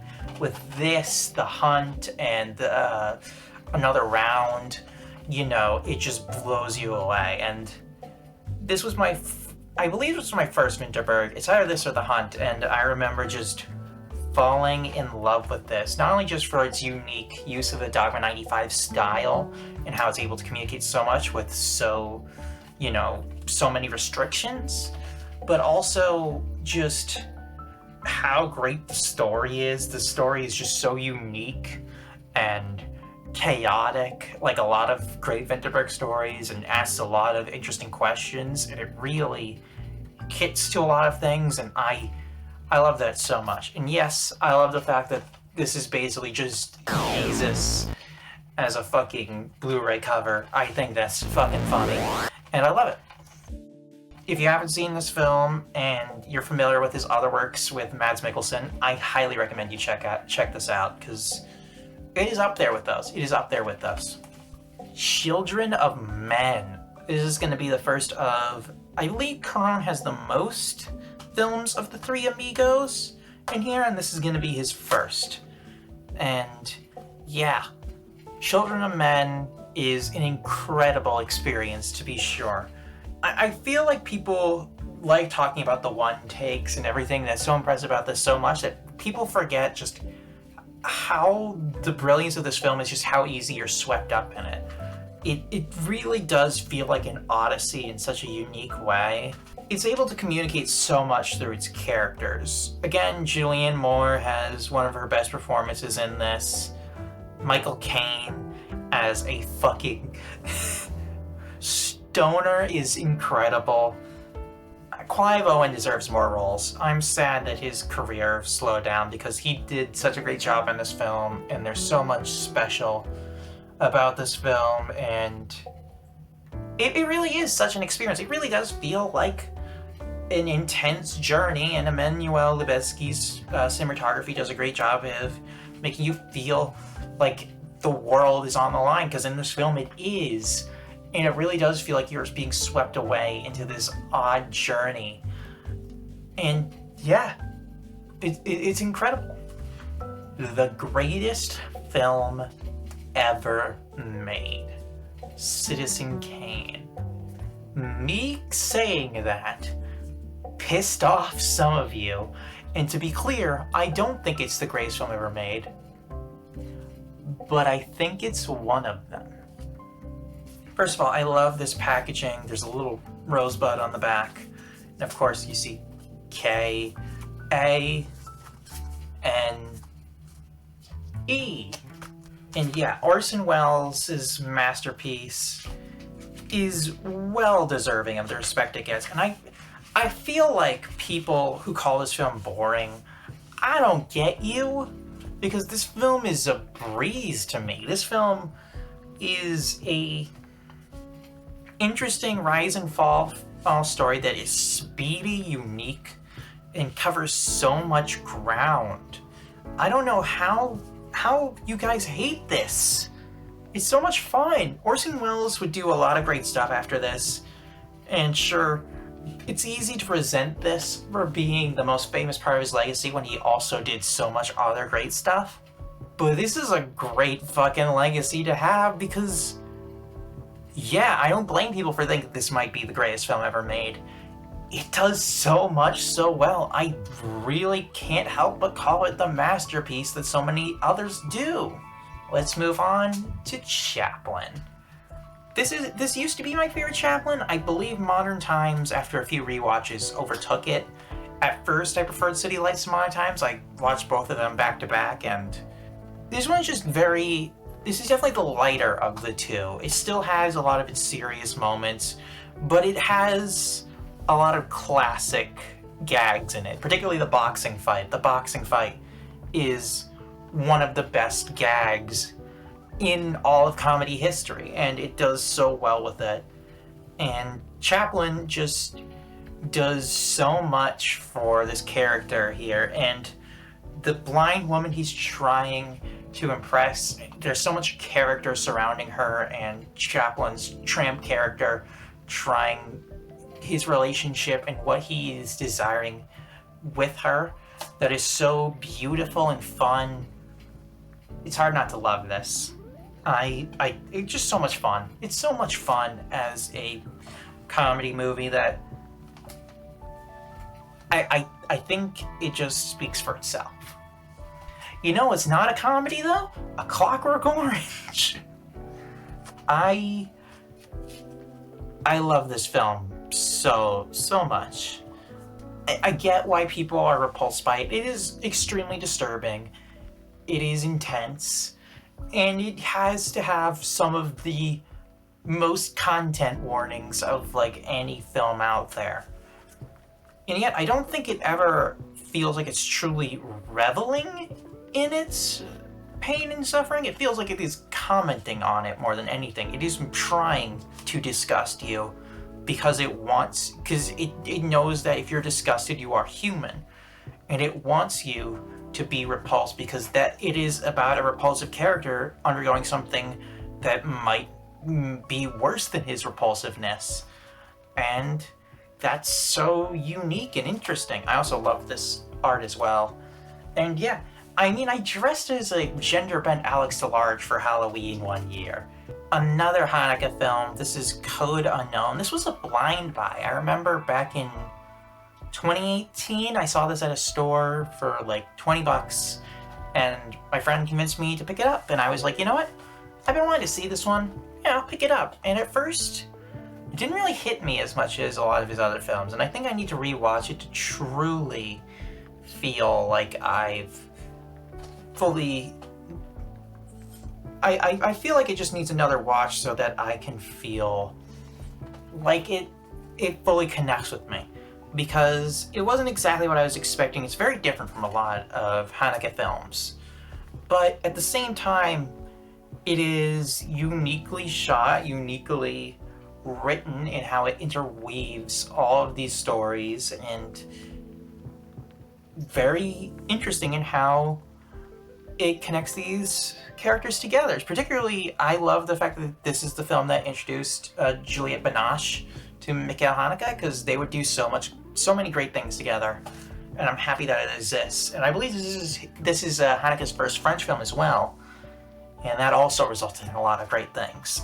I need to rewatch it. I wasn't fully impressed with it before, but it's Haneke, so I feel happy returning to it at some point. My favorite Olivier Assayas film, Cold Water. One of my favorite details is that this and one of my other favorite films, US Go Home, were both part of a TV series. This one just got extended into a feature. And if anyone can find that old TV series and all the elements of it, I'd love for that to be online, or at least part of a Criterion collection, because it would be special. Yeah, this is a great coming-of-age film. In terms of just listlessness and discovering yourself, it really is one of the most fascinating French films I've ever seen, and it's interesting because it got lost for a long time. I believe most people didn't.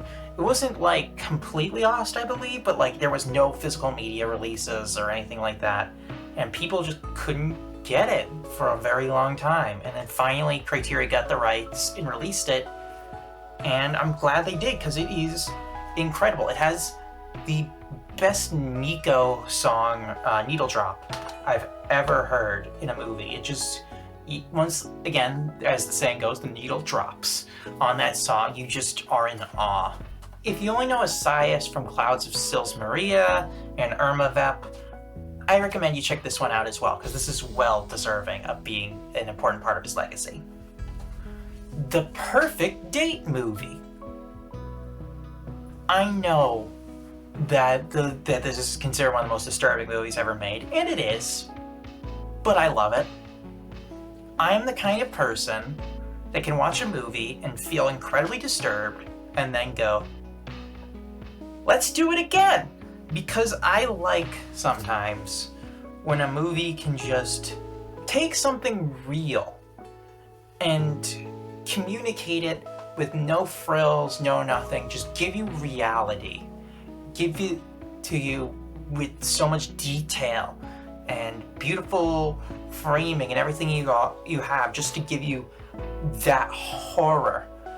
Because I think it's important that we are terrified of war, that we realize the pain that violence causes, and Come and See does that so well that it became like a top 5 favorite of mine, and I really do love it as a result. It definitely, for most people, they're not going to be able to return to it, but I can, and that's why I'm happy to have it in my collection, because I love it that much. I want to return to it, not because it's fun, but because sometimes you need the catharsis of reminding yourself what true horror can feel like, and feel on the screen what terrors can leak beneath the surface of the world, and I think that's special. I think this film did a lot of special things with that, and if it just becomes known as just the shock movie, I hope people look at it a bit deeper and realize just how perfectly made it is, and how important it is that we don't forget its messages. And finally, The Conformist. I just put out an entire video on this one, and yeah, it's beautiful. This Blu-ray has a great restoration. There's so many unique structures to this film and how it explores fascism. It's absolutely beautifully shot and acted. This is probably my favorite Jean-Louis Triton performance. I gushed about it for like 30 minutes. Of course I love it. Of course I love it. If that video didn't convince you about that, then I don't know what I'm doing on YouTube then. Another one of the greatest films about filmmaking, Day for Night, is incredible. It is hysterical. Truffaut, this is Truffaut's biggest magnum opus in my opinion. He even acts in it, and it's hilarious. It's a mess. The thing I love about it is it perfectly portrays a film world where everything goes to shit. You're making a crappy movie. Nothing is going well. Everything on set is a disaster. And at the end of it, you just go, same time next week? Because you love doing it so much. You love being creative. You love being in this industry. And that's beautiful to me. And I think this film pulls it off so well while also being so incredibly entertaining and funny. This is, in my opinion, a film that deserves way, way, way more attention for just how special it is in that way. And also it has one of my favorite little Criterion design as well, as you can see. It's just so cute. I love it. The Devils by Ken Russell. So this is probably a bootleg, but I found it online and I wanted The Devils on Blu-ray. So I bought it. If Warner Brothers isn't going to put out their movies on Blu-ray, I guess we're going to have to settle for this. And you know what? I'm happy to, because this film is a masterpiece and it deserves to be held up. It is wild. It is weird. It is sacrilegious and banned in several countries as a result because the Catholic Church fucking hated it. And I love that. I love it so much. Oliver Reed and Vanessa Redgrave are just incredible in this weird little piece of just bizarre, kaleidoscopic Christian horror. I don't know how to describe it. It's so uniquely its own thing, and I think that's what makes it so special. It might be a movie that contains a bunch of nuns tearing down a crucifix and trying to have sex with it. It may contain a woman masturbating with a charred bone. It contains several weird things in it, and that's just what makes it so special to me. If you're into weird movie culture and you love weird surrealistic stuff, give this a shot, please. Oh my god, you need to. Do the right thing. This is, in my opinion, Spike Lee's best film, though for a while it was close with 25th Hour. I really love 25th Hour, and that should also get a Blu-ray release at some point. Oh my god, the beauty of this film. It's so uniquely its own thing. It pays homage to so much stuff. Obviously, the love-hate sequence is borrowed from Night of the Hunter, but at the same time, it's so interestingly recontextualized. Giancarlo Esposito is so incredible in this film as Bugging Out. He'll never be Gus to me, he'll be Bugging Out forever.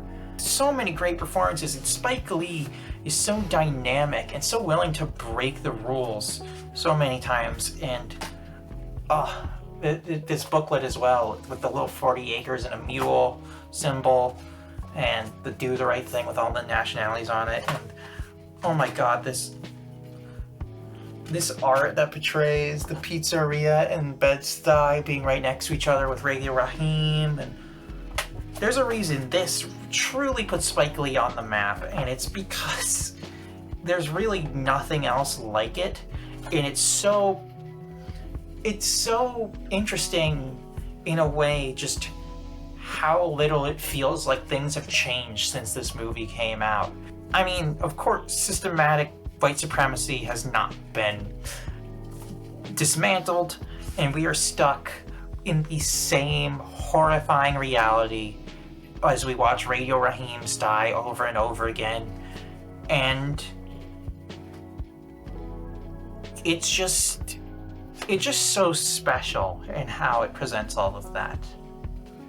Donnie Darko, another Film Bro movie. Oh wow, it's almost like a lot of these movies are just good movies. Who would have guessed? Donnie and the Darko is... Donnie and the Darko... What? Donnie Darko is such an interesting movie to me because I don't think it has a perfect version. I think this theatrical cut is imperfect, and I think the director's cut adds too much and ends up taking away. But I think there's a middle ground in between them that creates the perfect version of this film. At the same time, regardless of which version you're watching, you're going to get something special because there's so many great scenes in this. The head over heels sequence where it goes through the school is so economic in how it shows each character and describes them visually, while also having such interesting filmmaking communications with it that's been ripped off for so many years. And I feel like Richard Kelly will always have done it the best. And Jake Gyllenhaal's performance in this is one of his best in his career, despite being so early on. Drew Barrymore, Patrick Swayze, Maggie Gyllenhaal, so many great fucking performances in this. It's not perfect. Again, I don't think there's a perfect version of this out there even, but there's a reason it connects with so many people, and I'm one of those people because I love it. And it's just so funny at times, too. People don't talk about how funny this movie is. Some good shit, huh? It's a fucking cigarette. This is a great film, and I need to watch more by Richard Kelly. I know a lot of people are Southland Tales defenders, and I want to see if I'm one of them. A masterpiece by Kieslowski, The Double Life of Veronique. The way this film plays with its storyline and creates something so spiritually unique and yet also so heart-wrenching and human is so beautiful. I love the fact that this film plays so much with its reality, allowing Kieslowski to bring so much life to these characters. And in under 2 hours, I feel like I know more about these characters than I do some loved ones. This was his prequel to the trilogy that we'll get to later. This was his follow-up to Decalogue, and I think this is one of his finest works, and I think it deserves more recognition for that. It's hard for me to find a flaw in this movie. I think it's a total masterpiece, and Double Life of Veronique I feel like it never gets talked about. It should. It really should. Because I can't even talk about it too much because I don't want to spoil it. Oh, I'm not beating the film bro allegations. Listen. Yes, it is that good. I know what you're gonna say. Oh, but all those bad film bros that have those scorpion jackets. I know. But you gotta trust me. This film is amazing, and it deserves the level of love it gets. Oh, God. Ryan Gosling gives what's probably my favorite performance by him in this film. There's such a great combination of this, because this is one of the few scripts Nicholas Winding Refn didn't write himself, and I think that holds him back from some of his worst intuitions in writing, where he can get a bit too direct with his abstractness. Like that sounds like oxymoron, but I mean, like, if you've seen one of his films, you know he will present you with symbolism and then directly say what that symbolism is. And this film doesn't have that. But instead, what he did was he cut most of the driver's lines, and that made it so much better as a result. And I genuinely think that this deserves all the reputation it has, because it's so shocking of an experience, just how unique it is. And I get people say, well, it's very heavily influenced by Michael Mann's Thief. It is, and yet this still feels wholly its own, despite at the same time. I think it's so special for that. I genuinely think this deserves its reputation completely, as much as it may be mostly paraded around by bros. The bros are right on this. Bo Burnham's 8th grade. I have a story about this one. So, I am a big fan of Bo Burnham's stand-up comedy. He's from the area, he's from Massachusetts, he's also a fellow nerdy person who got picked on a lot. There was a lot for me to look up to in that, as someone who wants to break boundaries in a different way. And the fact that he was entering into the field that I want to enter into one day, I was extremely excited to see him do that. And I went to go see this film at its film festival premiere in Boston, and I loved it. It was one of my favorite films of the year, and I maintain that it is just one of the best films I think I've seen tackle this kind of subject, because every coming-of-age movie focuses on the late teenage years. This is one of the few that genuinely gets to the heart of just how uncomfortable it can be to be a tween. I see it, I'm blown away by it, and there's a Q&A afterwards. And once I learned there was a Q&A beforehand, I thought, oh, they'll set up a mic, and what I'll do is I'll walk up to the mic, I'll be really nervous, so what if I just make a quick joke and then I say, anyway, here's my question. Bad idea. Never do this. But I was 18 and I didn't think better.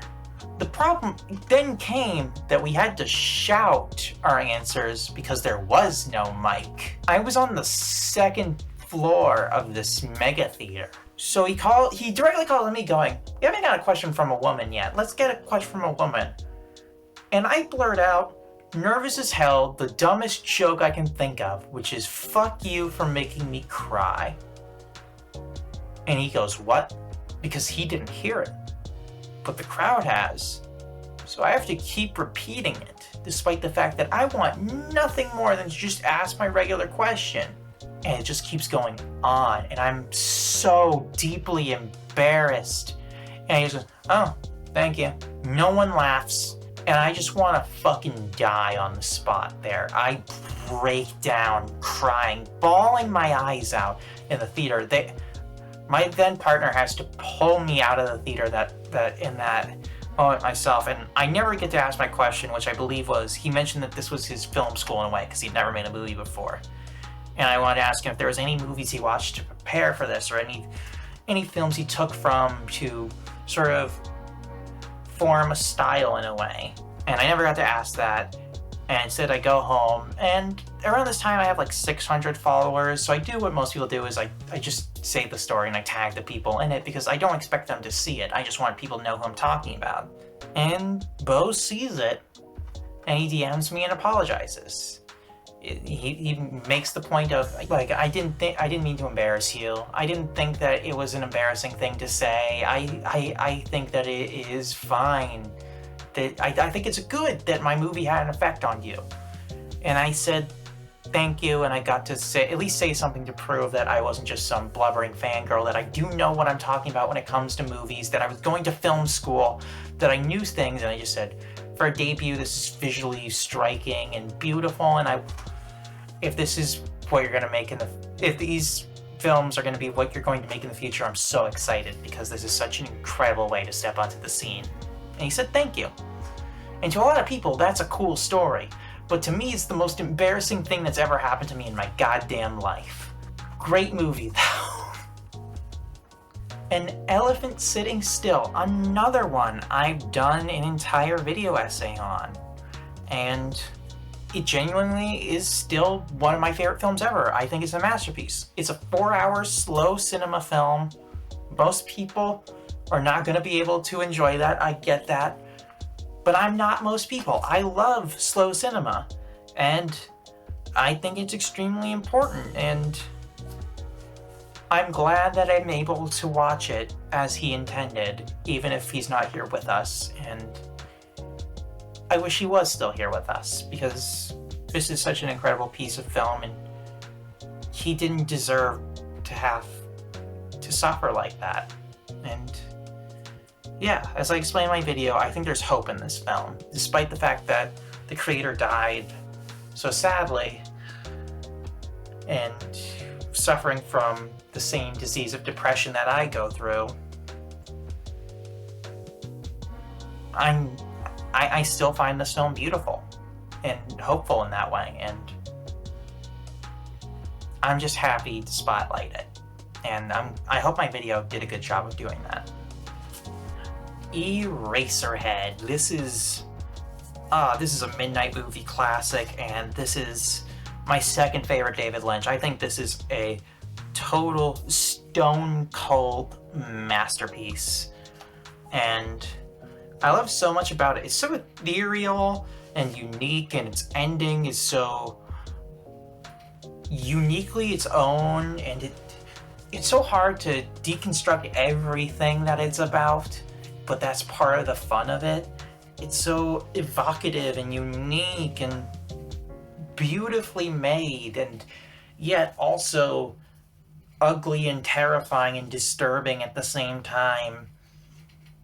There's not much I can say about Eraserhead that isn't just said by watching Eraserhead. It's just kind of one of those things. A film I try to watch every year on Valentine's Day. I didn't this year, and I regret that a little bit. And yet, every year, despite its depressing nature, despite, how intense of a watch it can be, I always manage to love it just as much as I did the first time. More than the first time, actually. Just as much as I did the second time, because the second time really cemented how incredible this film is to me. I'm blown away by, number one, I mentioned Charlie Kaufman's my favorite screenwriter. This is my favorite screenplay by Charlie Kaufman. Michel Gondry did an incredible job on the visuals for this film. Jim Carrey and Kate Winslet do an incredible job. Mark Ruffalo and Elijah Wood do such a great job, I didn't recognize them, despite the fact they are clearly the same people. Oh, Tom Wilkinson. There's so many great performances in this movie. The way it's able to handle the idea of romance as something that can be regrettable and painful, and yet worth it sometimes just for the experience.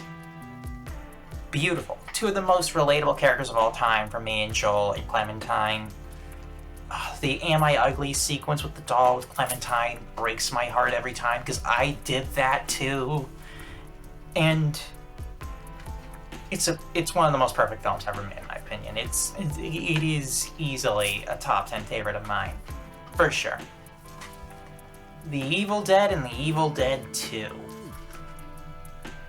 Oh god, I mean, The Evil Dead 1 is such a unique, horrifying experience that I think handles that so well, and Sam Raimi does such a great job with. Except for the tree scene, which is a little too much, and then Evil Dead 2 is its fucked up, manic cousin that just decides to tell the same story, but with 8 times the wildness, and becomes one of the most strange yet totally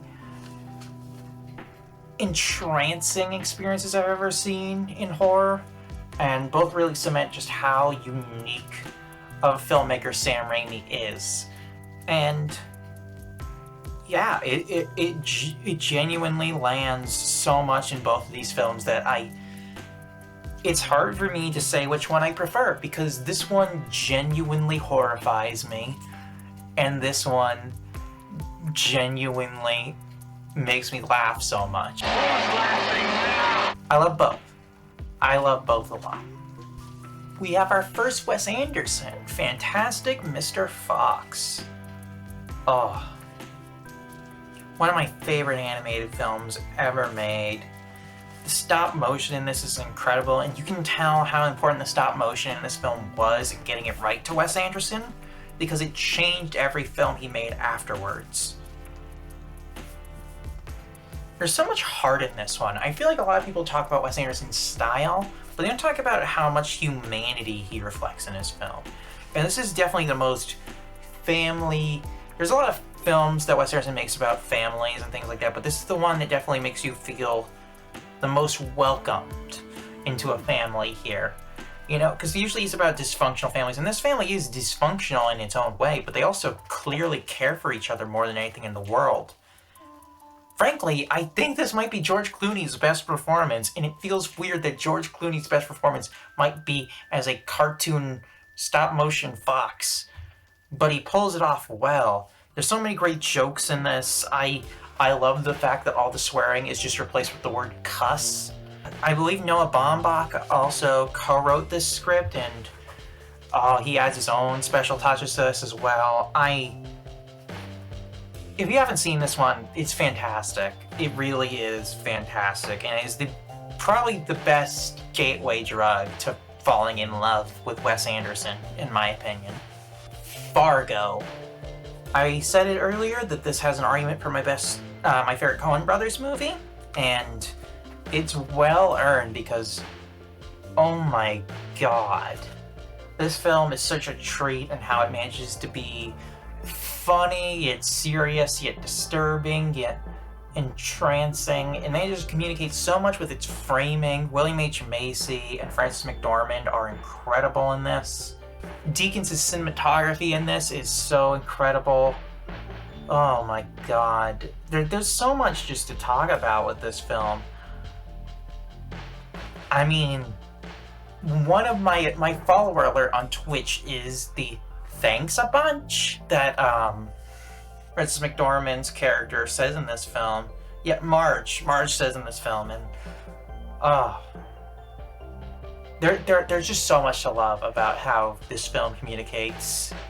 In a lot of ways, this was the Coen brothers really sinking their teeth as deep as possible into the film world at large, and people finally fully getting how incredible of a team they are. And I'm glad. It still should have won Best Picture or English Patient, though. Come on. The film that made me want to be a filmmaker, my favorite film of all time. Yes, it's the Bro movie. The first rule of Fight Club is you do not talk about Fight Club. The second rule of Fight Club is you do not talk about Fight Club. Listen, I have a lot to say about this film, and probably whenever I stop making YouTube videos, I will make a 3-part analysis on several parts of the film that I care about. And I get it's been co-opted by so many people, but there's so much in this film that it feels wrong to just let them take what's something so perfect as this.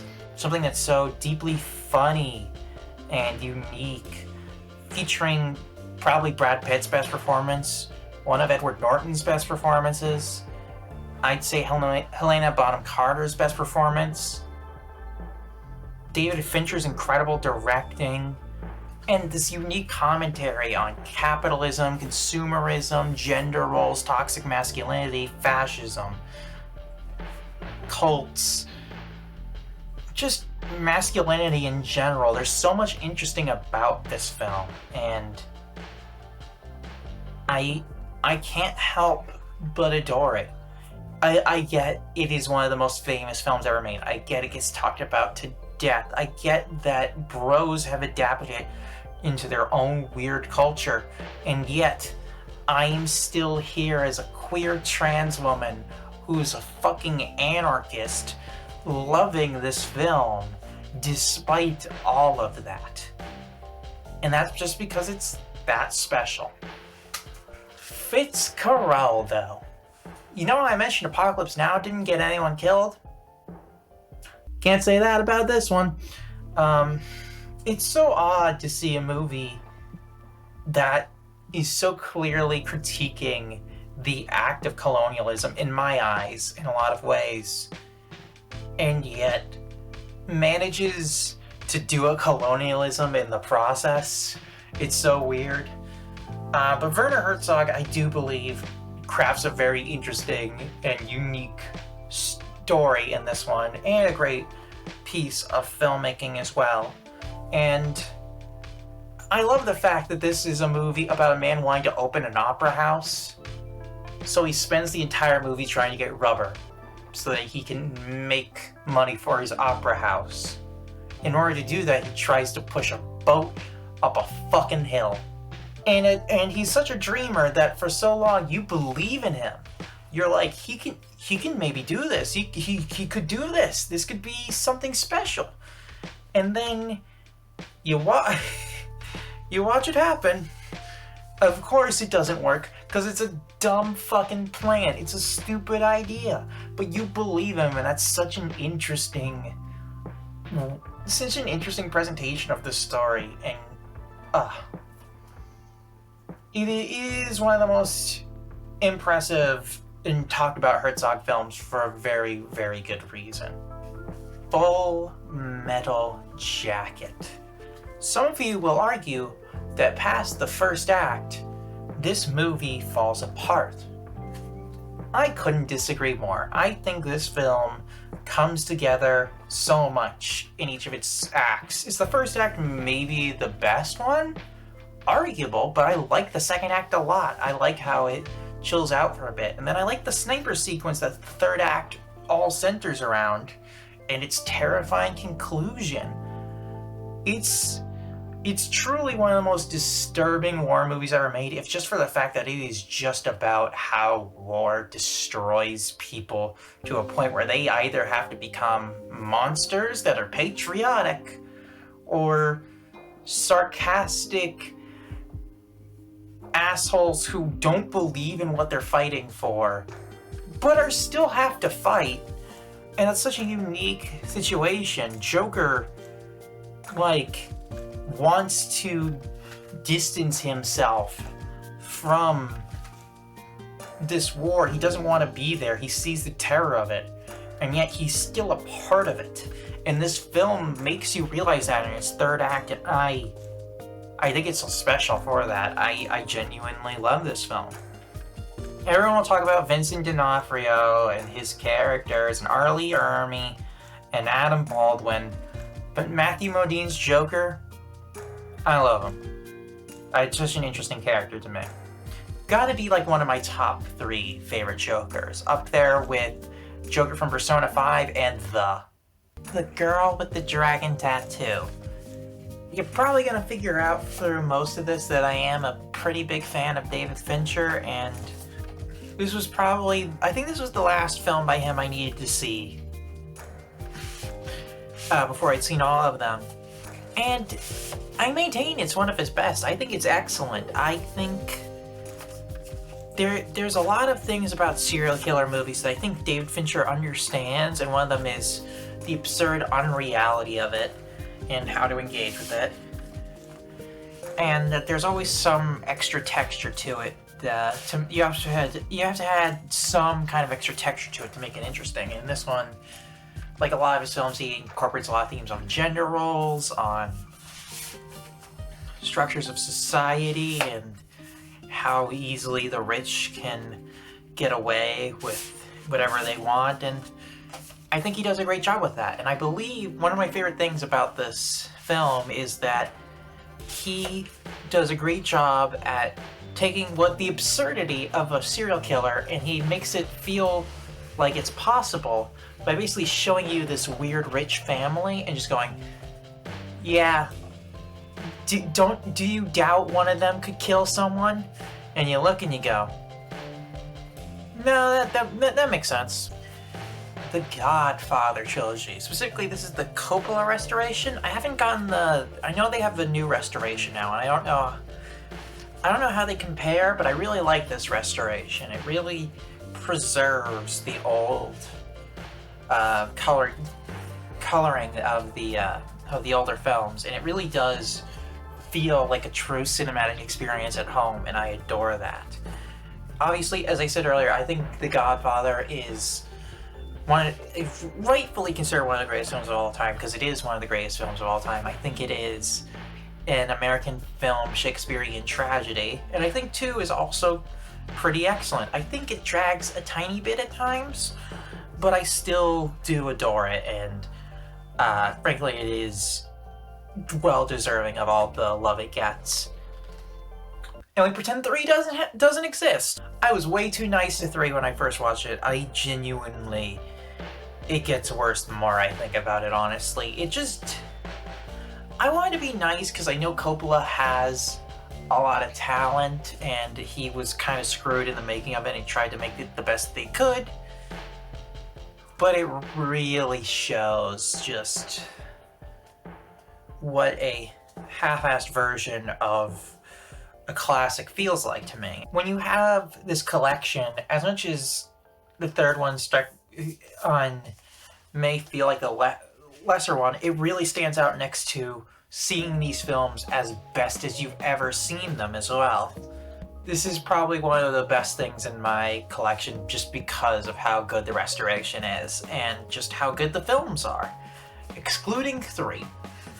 Godzilla. This is the original classic from 1954. This has the racist American version on it as well, but this is, I think most Godzilla fans would agree, this is arguably the best one. And there's a lot of interesting stuff in this Criterion release, but one of my favorite things is this. Little pop-up Godzilla, look at him, look at Godzilla! It's hard to underestimate just how important this film was in terms of its impact, but it's also just something that I feel like its influences don't often come as close to dealing with the topic as well of nuclear warfare that this film is centered on, as well as this film. I feel like when it comes to the kaiju genre, you can see bits of that still in there, but the original still stands alone as Honda really found a great angle to approach this from. It spawned an entire genre of monster movie. That's all that needs to be said. And it's still one of the best of them out there.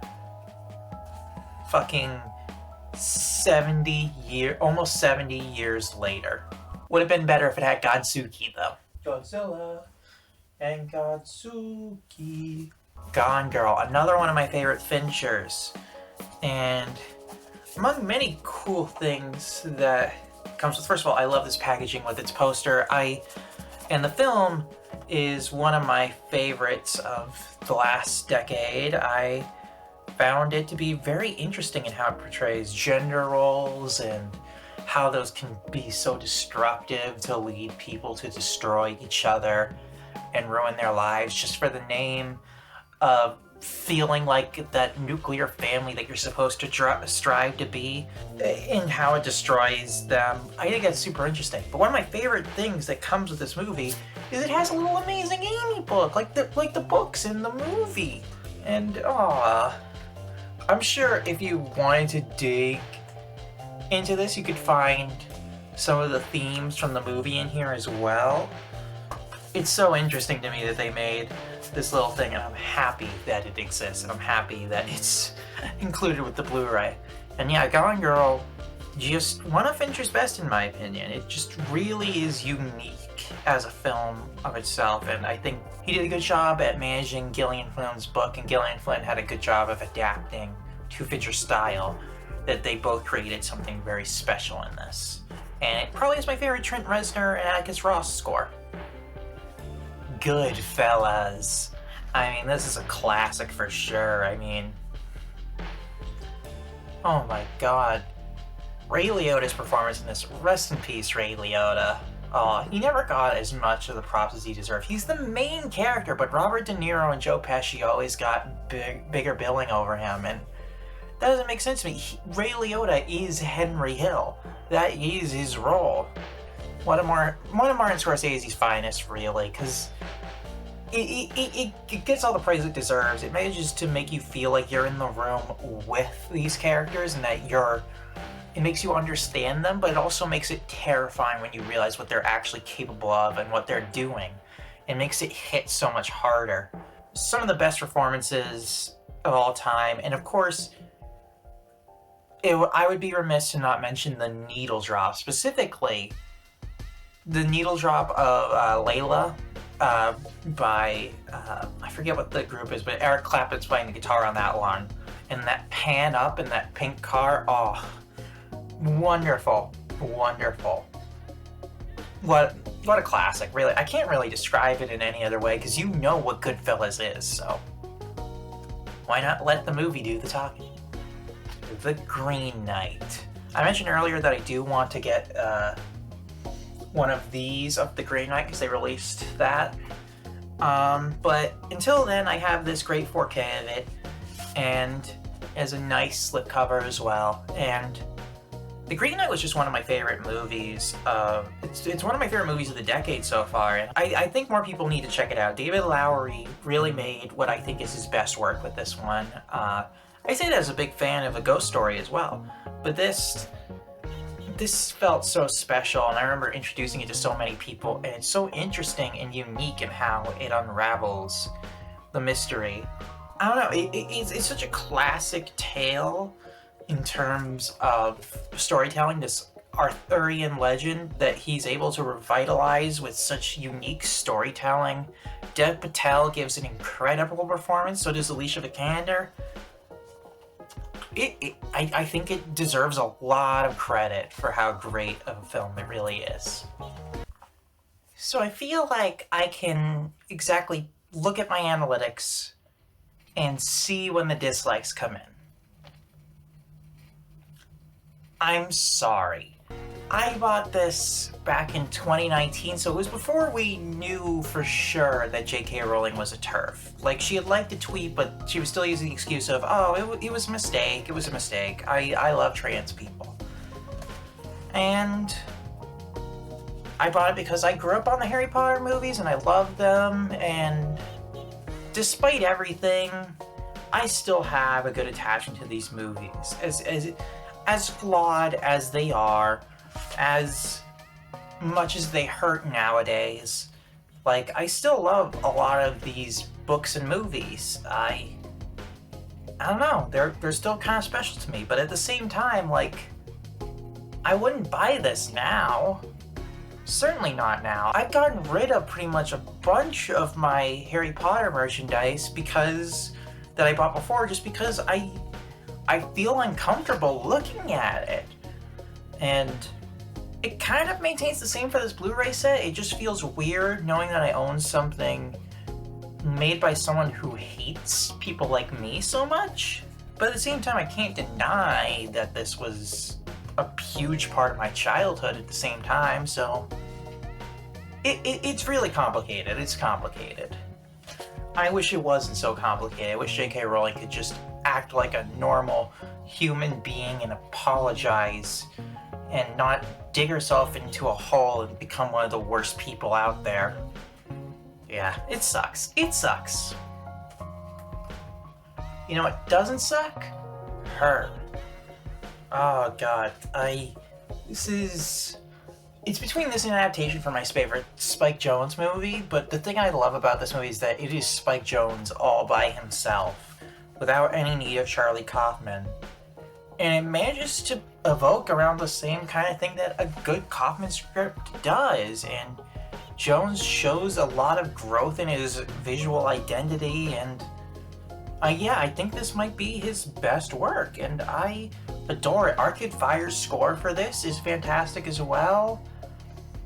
Joaquin Phoenix gives one of his best performances, as do Rooney Mara and Amy Adams and Olivia Wilde and Scarlett Johansson. There's just...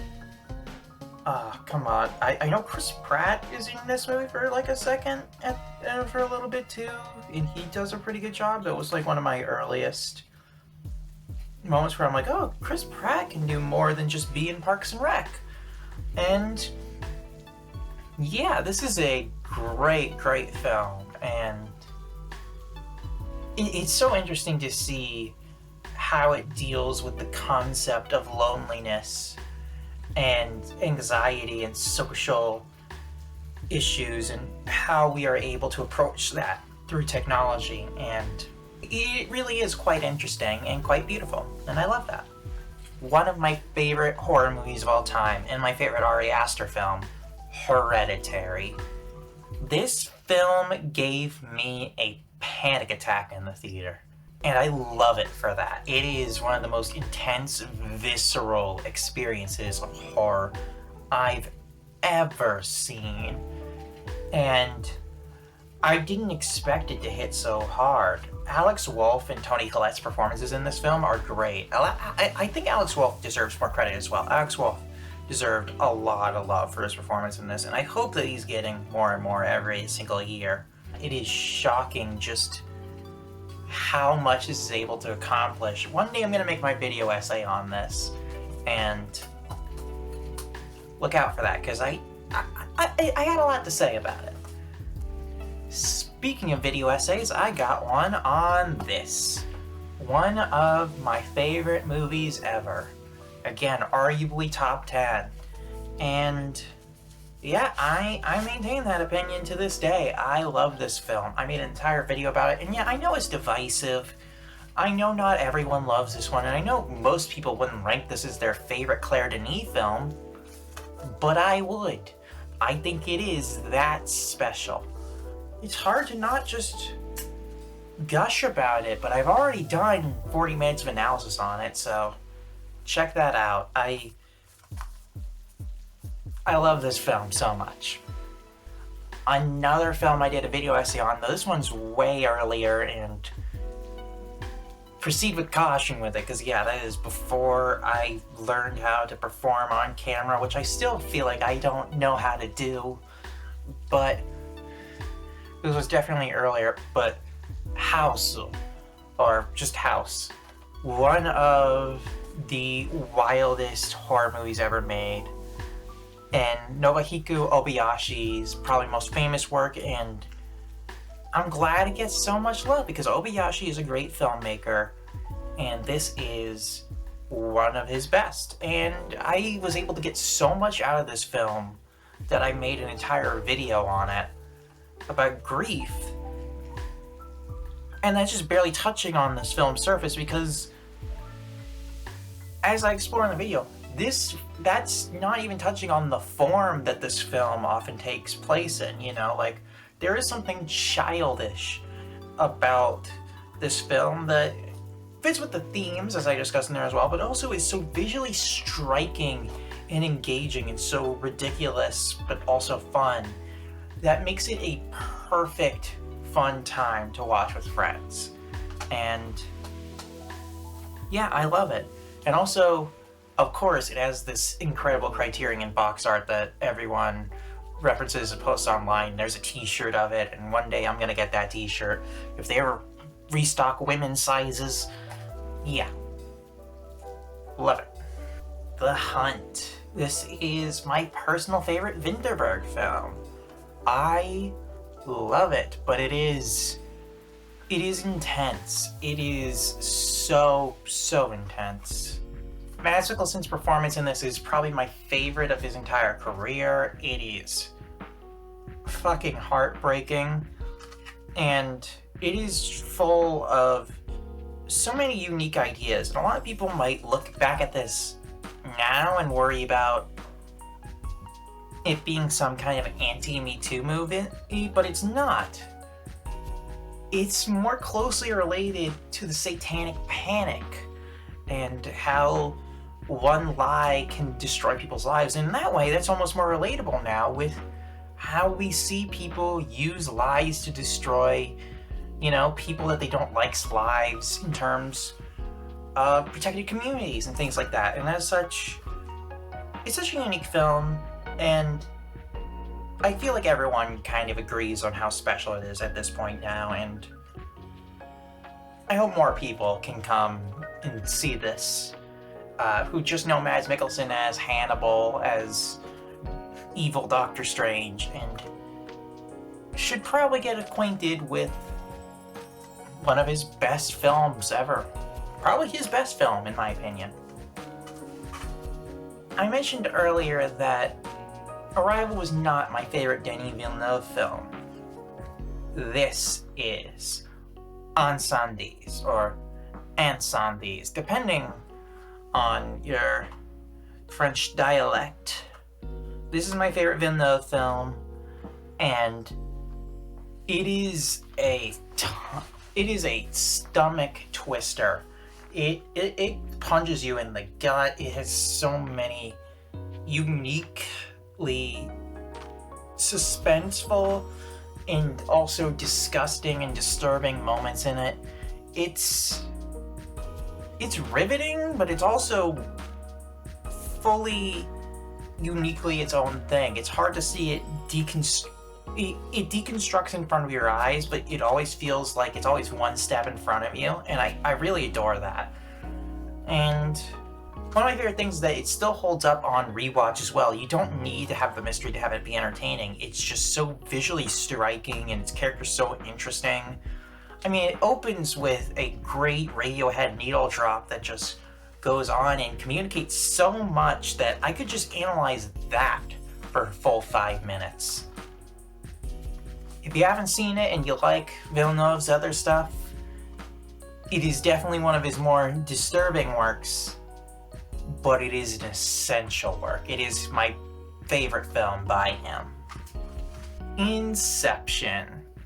So, I do love this film. I love this film a lot. It's not perfect by any means, but Nolan did a good job making this very interesting, almost puzzle box story, but unlocking it in order to find more character development inside, unlike a lot of J.J. Abrams projects which use the puzzle box to just entertain you for a little bit like a Rubik's Cube. There's more to the puzzle box here, and I enjoy that. You might be able to see, but I have blocked out Elliot Page's dead name because I wanted to, it's my copy. Also, it's on a piece of tape, so if I want to resell it, I can just resell it and take off the tape. And yeah, there's a lot of great performances in this film. There's a lot of interesting angles of how it approaches things. I love Hans Zimmer's score for this and how it was able to communicate so much, and I appreciate that it feels like a lot of people compare its visual and storytelling ideas to Paprika, which is a film that I love even more. But I feel like this is unique enough in Nolan's approach to it. It feels a lot more like a betrayal in this film rather than feeling lost in an ocean in Paprika. It feels like trying to find order in something that will never give you order, while Paprika is almost like you are just constantly fighting against the waves. And I think that's sort of an interesting approach Nolan brings to this film. And yeah, I maintain it's still a pretty good film. Inglourious Bastards. I need to rewatch this one because it's been a while. What a unique, weird Tarantino film this was. I mean, the obvious thing people always bring up will be Christoph Waltz's performance in this one. You can talk a lot about, did they make the Nazi too personable? Did they do this or that? I don't know. But Christoph Waltz was given his performance and he did a good job with it. Ooh, that's a bingo. And of course, you know, Michael Fassbender, Brad Pitt, they all do a great job. But to me, what needs to be mentioned more is Melanie Laurent's performance as Shoshana. She kills it so hard. And I feel like she gets left behind so much in the discussion of this film, despite the fact that Shoshana is the real main character of this. Brad Pitt is not the main character, despite being the leader of the Bastards, because it's really Shoshana's story. Shoshana is the person who leads everything to its ending point. And I really enjoy that. And I also enjoy that this is just a film about, it can explore the idea of violence, but in the end it recognizes that some people who weaponize violence deserve to be scarred forever by it. And it does it with the best victim possible. The one you will not feel bad about. A Nazi. So I probably would not own this movie. And probably Inception too, though maybe one day I would have owned Inception if it weren't for the fact that my parents bought me a Christopher Nolan box set just for Memento, which we will get to. And it's like a pretty good movie. It's not bad or anything. I'd argue it's arguably great. It is definitely one of Nolan's more forgettable movies. It's still good. It's still very good, but yeah, it's not Nolan's best by any means. It's maybe I'll revisit it now that I think I was saying now. I've owned it for like 5 years. I haven't revisited it once, but maybe I will. Who knows? Never seen the original. Here we have it, Don Hertzfeld's singular feature film. Oh my god, this film will destroy you. It will steamroll you. It will kill you inside. And it's amazing for it. I've never seen a film more horrifyingly deal with the concept of mortality and how existential that all can be so well, but also so real.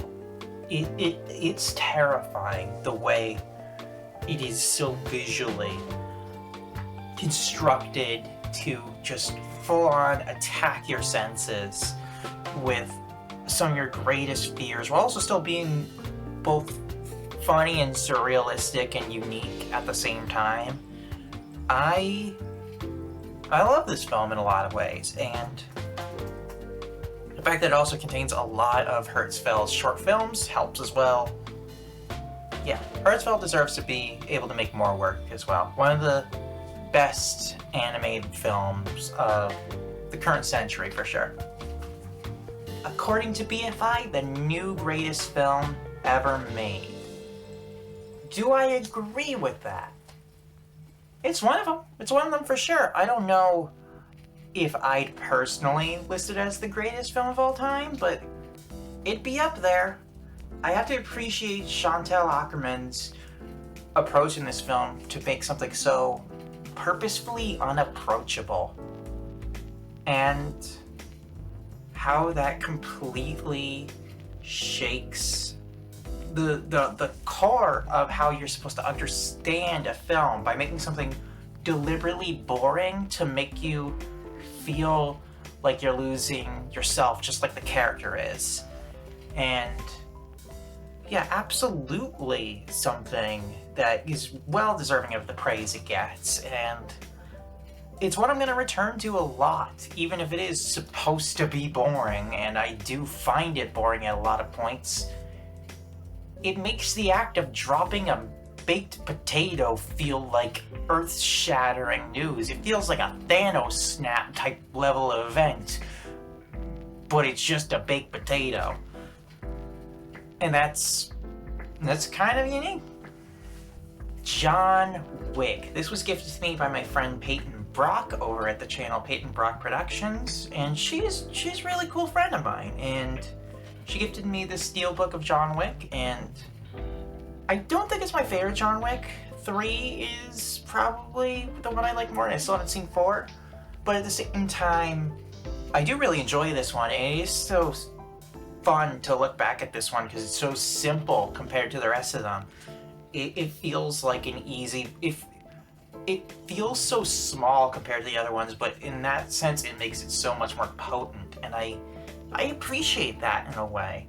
And of course, the dance club sequence in this will always be undefeated. Oh my god, it's incredible. The Lego Movie. This is definitely one of Phil Lord and Chris Miller's probably their most successful projects, in my opinion. I adore this one. It's a lot of fun, and I mean, I don't think anyone expected this to be what it became. Like, I don't think anyone knew that this was going to be one of the most soulful advertisements ever made. Like, if this is... I get this is an advertisement for yellow bricks, and yet I look at it, and I sit here and I go, I'll watch more advertisements if they're this good. And god damn it, like, they are this good. This is this good. Like, great film all around. It's kind of terrifying just how much it succeeds, despite basically being pitched as, what if we took the best-selling toy in the world and gave it a movie? It just works. It just works. And also, I love this little cute cover art and the sticker that I'm too afraid to remove because I'm afraid it'll leave something on the slipcover. One of my favorite films, and a film I don't see talked about nearly enough, Andrei Zvyagintsev Leviathan. One of the most interesting political films I've ever seen because it is both a personal tale. It's basically its own retelling of the Book of Job, and how Job gets tortured and everything falls apart, except it is essentially told through the lens of someone who is being screwed over by bureaucrats and fucked over. And how Putin allowed this to exist, I don't know, but I'm happy it does, because holy shit, it's a great, great little film. It's a masterpiece, and not enough people talk about it. The performances in this are incredible. I'm gonna have to struggle to pronounce this. Alexei Serebryakov.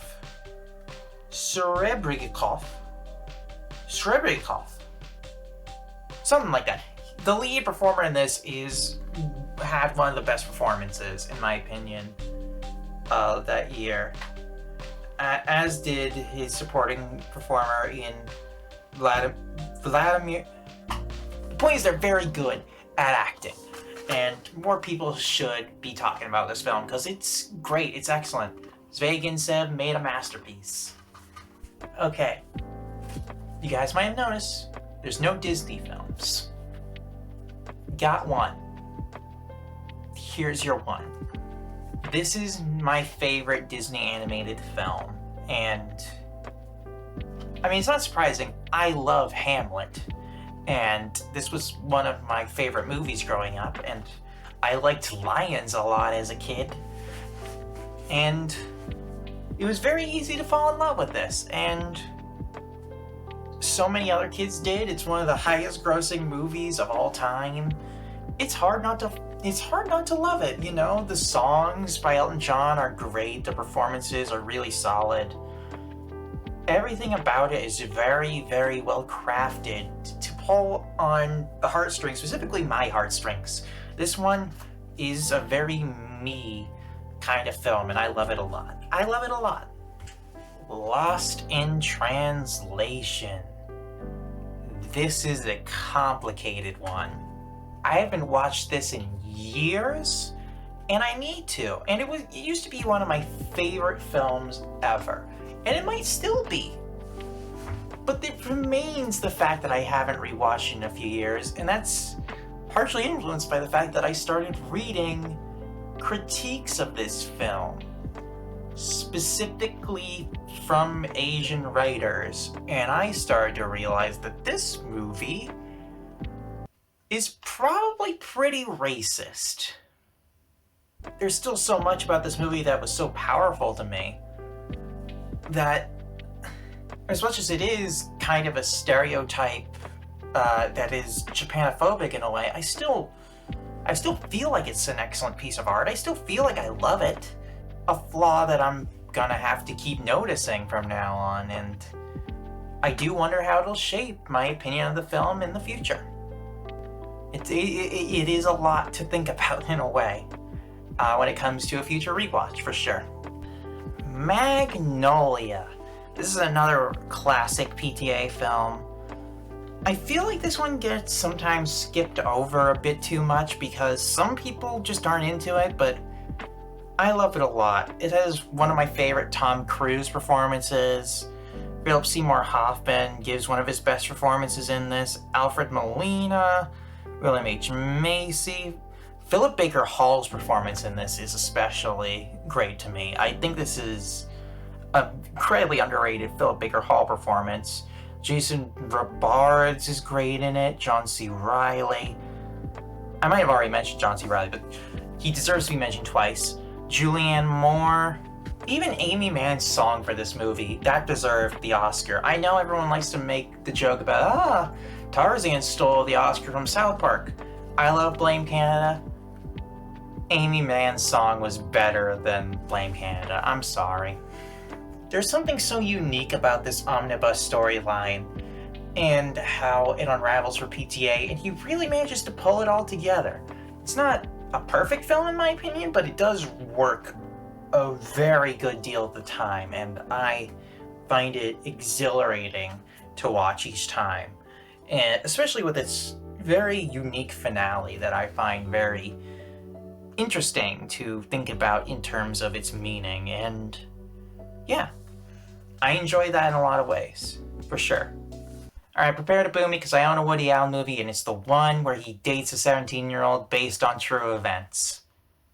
Before you scream at me, number one, I bought this on eBay, so no money would go to Woody Allen. And number two, one of the reasons I love this movie is about how Woody Allen's character, who is Woody Allen, is a bad person who is unenjoyable to be around and ruins the people's lives around him. And it totally fits with dating a 17-year-old, and it's no wonder he hates this movie. And yet it's one of his best. Gordon Willis's cinematography is fantastic. Diane Keaton and Meryl Streep give great performances. That's some of Woody Allen's best bits. It is a great, great film. I just wish it wasn't made by a monster. A matter of life and death. This is one of my favorite films of the 40s for sure. I think not enough people talk about this one. Powell and Pressburger have a huge, legendary legacy in front of them.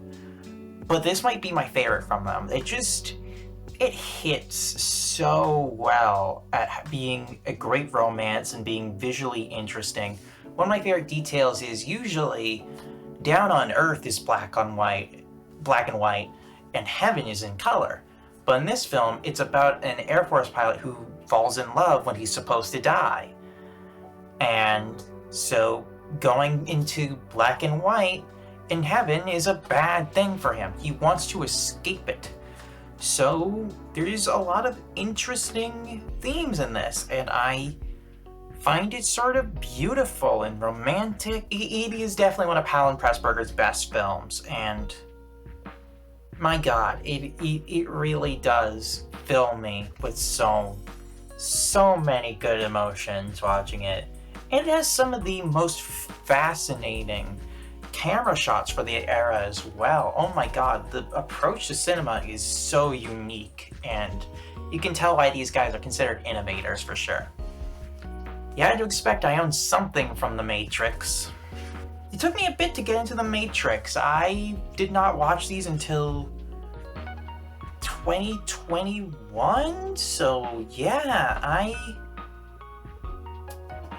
I didn't really have much experience with this series. I enjoyed all of it, really. I don't know why people hate the sequels. I think they're all very fun, and one of the reasons I bought this collection specifically is because it has one of my favorite special features, which is it has 2 different commentary tracks for each movie that have one is critics who hate the movies, and the other is philosophers who love the movie.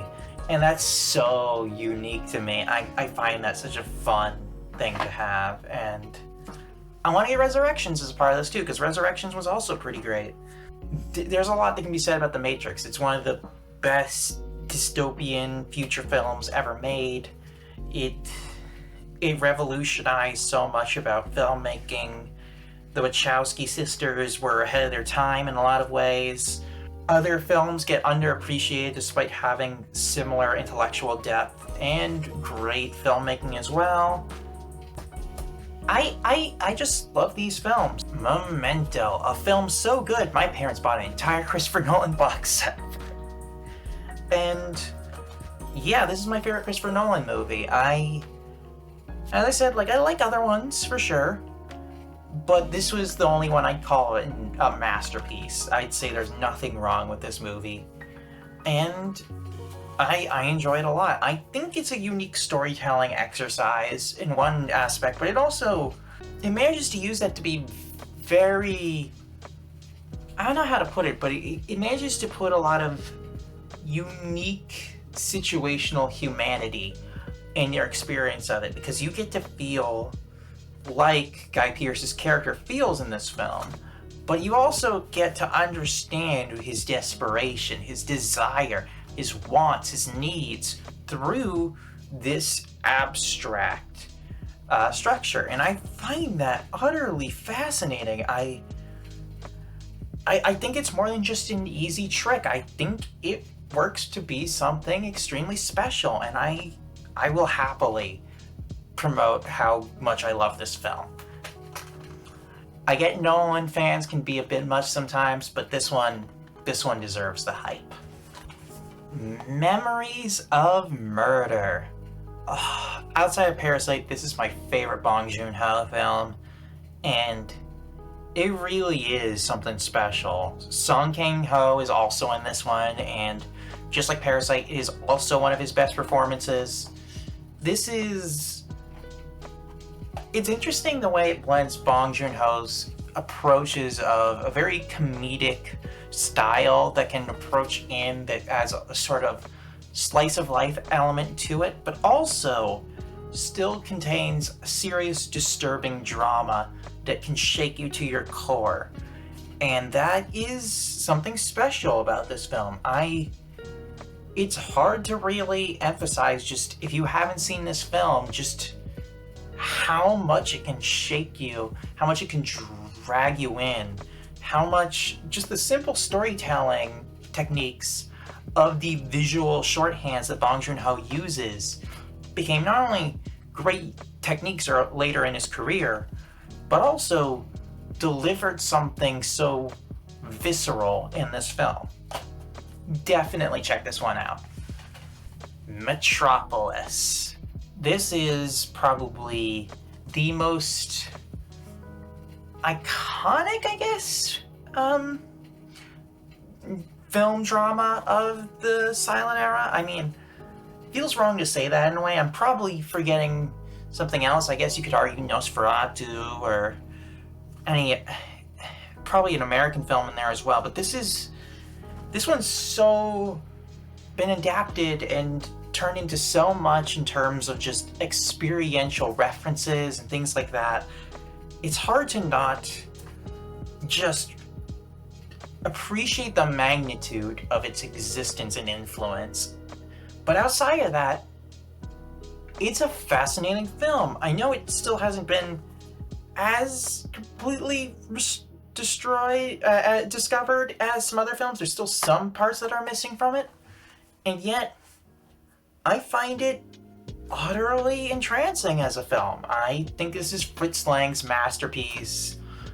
There's so much unique about the way this film portrays the idea of the worker being abused and appropriated and violated, and yet also the importance of progress as a society moving forward and how we need to create a more humane future while still pulling forward for progress. And I think that's such a unique approach. I know some might disagree with that reading of it. Some argue that this is basically a centrist film, but I wouldn't argue for that. I think there's so much interesting about this film that I think there is something radical in its approach in a very interesting way. It will always have something special as a result in my eyes. I adore this film. I think it is really something special. Our first Tarkovsky, Mirror. This is one of his most enigmatic. It is definitely him. It is him going through the time-honored tradition of making a autobiographical film, but approaching it in an abstract way that only Tarkovsky could. And the very dreamlike storytelling nature of it is entrancing and unique and beautiful, but it also makes it extremely hard to really fully parse together everything on a first watch. And I've only seen this one watch, and then I bought the Blu-ray, and I still haven't seen it a second time. But I feel like I'm going to understand more each time I watch this, and that's something special, because I saw enough to know how much I love this, and how much the experience affected me, and how much I could analyze from that first gleaming how fun that was. And yet I know there's so much more to discover inside this, and that's something very special to me. There's something special about a film that you can just keep digging in each watch. And Mirror is definitely one of those, and I adore it for sure. It is... I keep saying I adore it. I swear I can say more things than that. But it is just a fascinating, weird little film. And I don't know. Tarkovsky is a master of form, and it's hard to explain that any more than this film possibly could. Modern Times. This is my favorite Chaplin, and it took me a bit to realize that. As I said earlier, I used to prefer City Lights, but now I lean towards this one, and I think part of it is just how much I love his chemistry with Paulette Goddard, and how much she's able to play into the story as well, and how that makes the character of the tramp and her fit so well together to create something special. It really does feel like you're watching a romance commence live. Instead of City Lights, which is about the wooing, this is more about the chemistry and the love they actually share between each other, despite them both being very broke. And there's something very interesting about the way it explores capital and the Great Depression and everything surrounding that makes this very special. And of course, it is the only film to have the tramp sing. Of course, he sings gibberish because he's universal, but that makes something special to me. I think this is a fitting send-off of the character, and I'm glad he went off on such a high note. You know, this is a beautiful film. Moonlight. Oh my God, this film is gorgeous, and it's hard to really impart just how unique its visual style is outside of just presenting you with the visuals of how it breaks up its own film look in its poster. And I think that's part of it. It takes this very Wong Kar-wai influenced look that I think Barry Jenkins is able to adapt into his own style that reflects his own personality and yet still has that communicative visual lighting cues that Wong Kar-wai is so famous for. And that color grading follows these characters into these unique positions. I love there's a lot of low frames of characters to show like just how overwhelmed they feel by everything around them, and it's sort of fascinating. I enjoy that approach a lot. Mahershala Ali obviously has a great performance. Janelle Monáe, Naomi Harris. Oh my God, so much about this. This is well deserving of all the respect it has. I believe it is the lowest budget film to ever win Best Picture in the modern era, because this really is the kind of film that changes a lot of people and makes them fall in love with this medium. And I'm so happy. So happy. It got the appreciation it deserved instead of falling off into some obscure recesses of film culture only to be appreciated by us nerds. I'm happy the wider audience knows about this one. Again, another one I'm sending out to you all.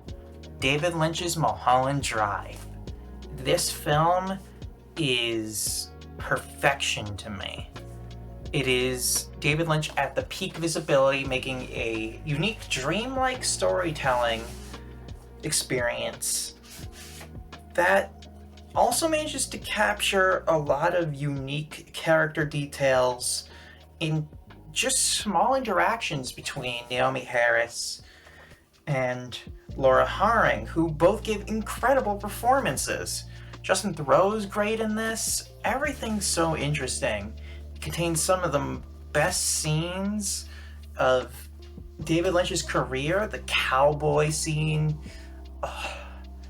the ending sequence, there's just so much about this film that feels so powerful to me. It was my first introduction to David Lynch, and it was a great way for me to fall in love with him, because it was just so easy to just have it click and be like, oh my God, I get it.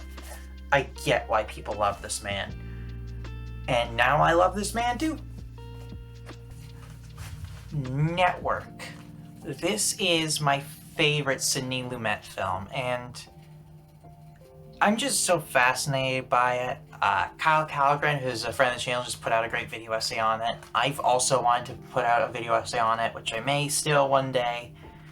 And there's just a lot of people talk about how predictive this was of modern news culture, but I also think it's just very predictive of how capital can take a hold of something as important as just information and turn it into a spectacle if they think that it will keep you watching. And that's sort of fascinating, and I love that in a lot of ways. No Country for Old Men. I'm so happy that this finally won the Coen Brothers their Best Picture win, because while I do favor Big Lebowski and Fargo, this is also another masterpiece from them. It's kind of shocking just how well this film is made and how different it is from a lot of Coen Brothers pictures, but the way that they adapt Cormac McCarthy to their style adds a sort of horror to it that I feel like isn't even like is always an element of Cormac McCarthy, but there's almost something strange about the way this film takes the typical in terms of atypical, that intensifies the fear of, you know, how intense this can be. And there's a lot of great elements to that. Part of it is Javier Bardem's incredible performance. Tommy Lee Jones and Josh Brolin do a great job. Woody Harrelson gives one of the best performances of his career in this film. Just a great time, and yeah, absolutely excellent. Old Boy. Oh, Old Boy. Old Boy, Old Boy, Old Boy. One of the greatest films ever made, full stop. This is, in my opinion, Park Chan-wook's finest moment, though I also do enjoy The Handmaiden. I just don't have a Blu-ray of it because they didn't release one in the US, I don't believe. One of the most interesting reinterpretations of modern myth I've ever seen. One of the most interesting revenge films, but also it's so much more than a revenge film. There's so much internal drama. It's not just violence and revenge and everything in there. There's so much to this film that makes it so special. And it's no wonder why this is so beloved, and I'm a part of that camp. One of my favorite films ever. My only Guillermo del Toro film. I need to get more.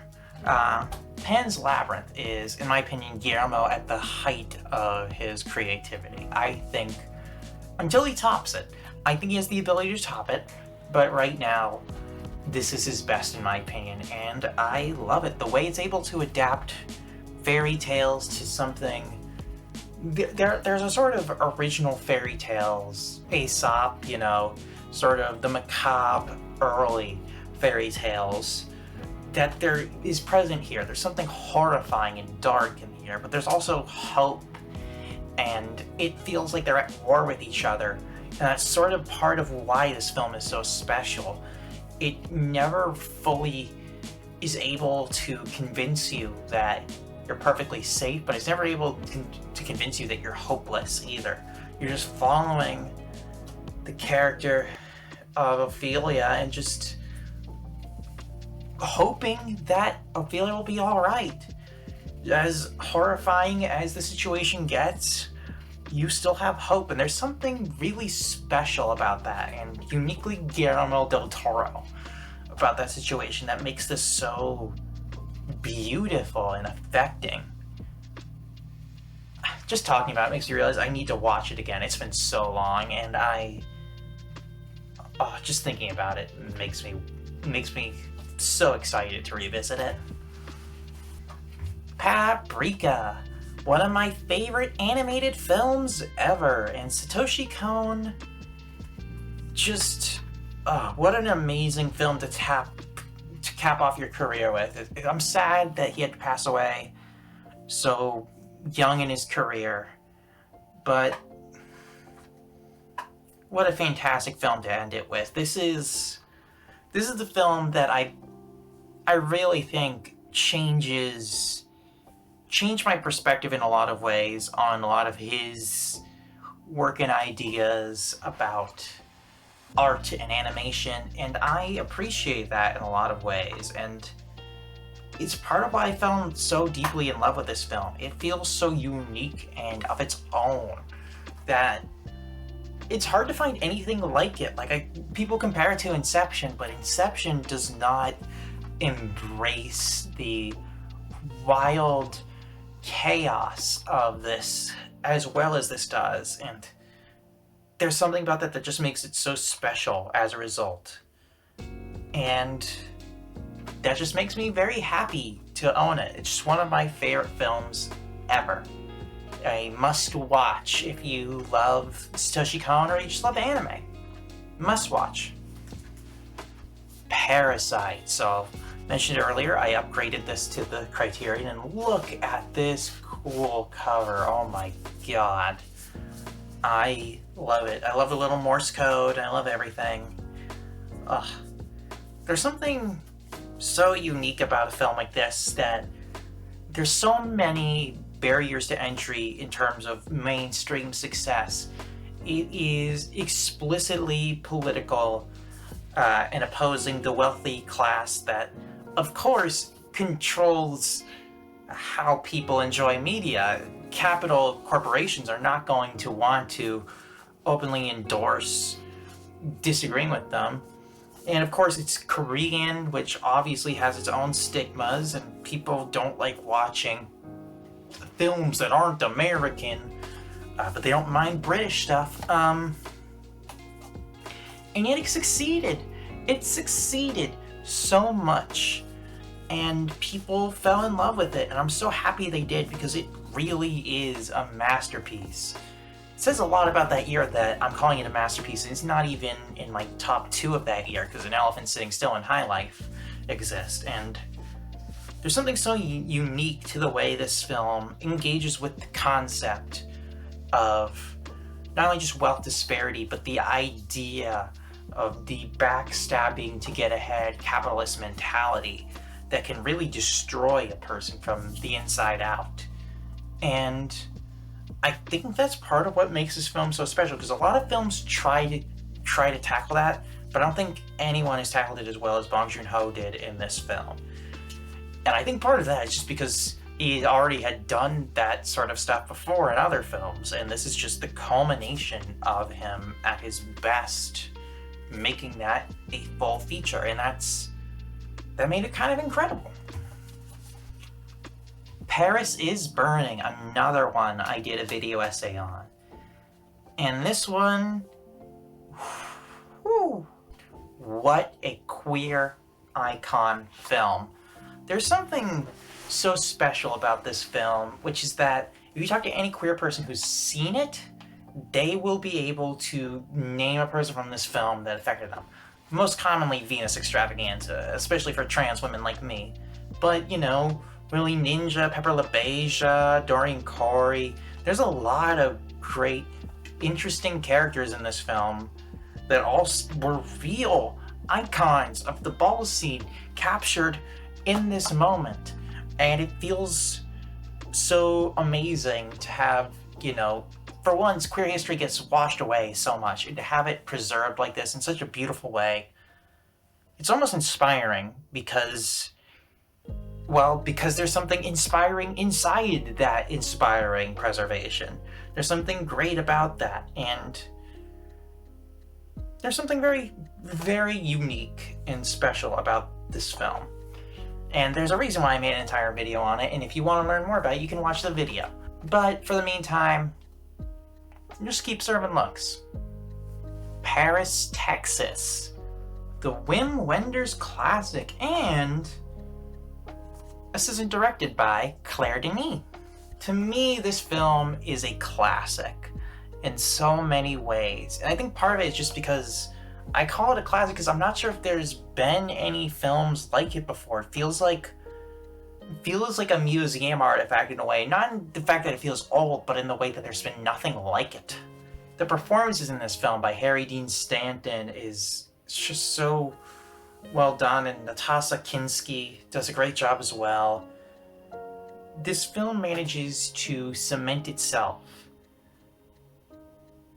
into something so unique and of its own world. It's hard to define what makes this film so special outside of just sitting you down and showing you it, particularly the phone scene that ends this film, which is just utterly heartbreaking.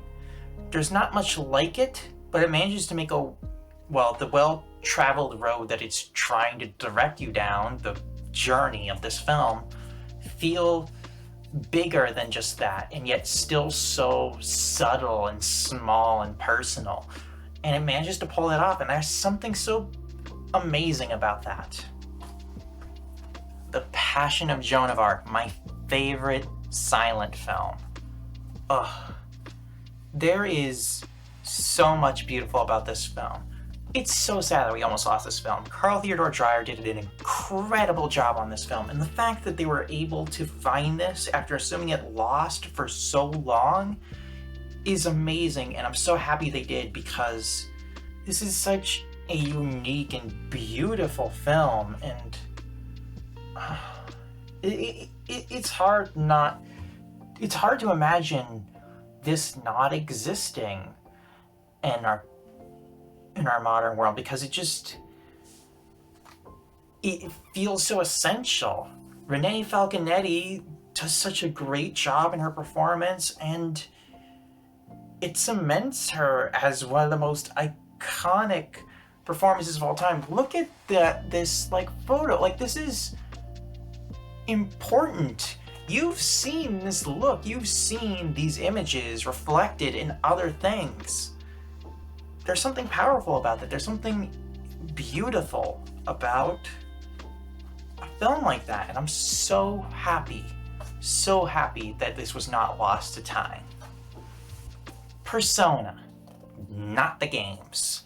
This is a Bergman film that has taken me a while to truly get it. It's taken me one watch, then two watches, and each time I like it a bit more.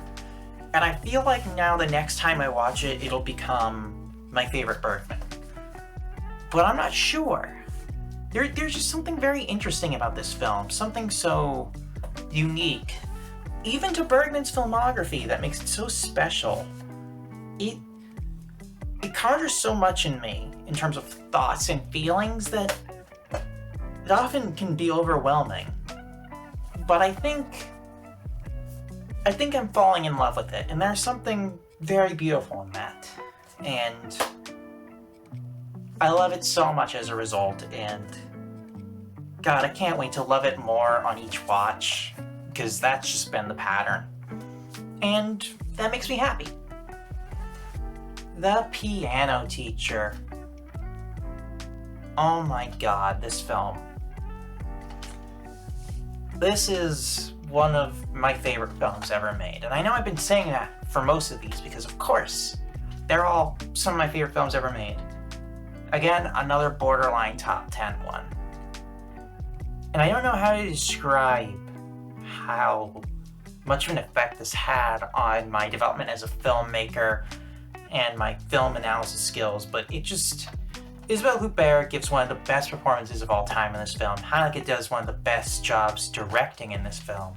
There's one of the most effective needle drops I've ever seen, which is technically diegetic needle drop, but technically it is overlapping from a different scene, and I kind of love the use of it, and I just adore this film so much. And I don't keep saying adore, but this... It's hard to express just how amazing this film is in my eyes. And it is something that one day I will talk about. There will be a video essay on this one day. But I need to find the right space and ideas to do it. Until then, this is going to be my special treat to myself. This film that always remains one of my favorites. Portrait of a Lady on Fire, another excellent 2019 film. I remember seeing this at IFF Boston Fall Focus at the Brattle and just being blown away by it. I knew Celine Sciamma by reputation, and I'd seen a few of her films. I'd seen Girlhood. This really took it to the next level, and it made me realize just how impressed with her I was. And it's shocking how much of a hold this had on the queer community. I had people who did not care for foreign language films coming up to me and talking to me about it because they just loved it so much. And I can't blame them. This film, with pretty much an all-female cast, basically is able to communicate so much within just 3 characters. It feels so much bigger than that. It feels so huge and important and beautiful, and you know a film is really skillful when it's able to pull that off. Princess Mononoke, my favorite Miyazaki.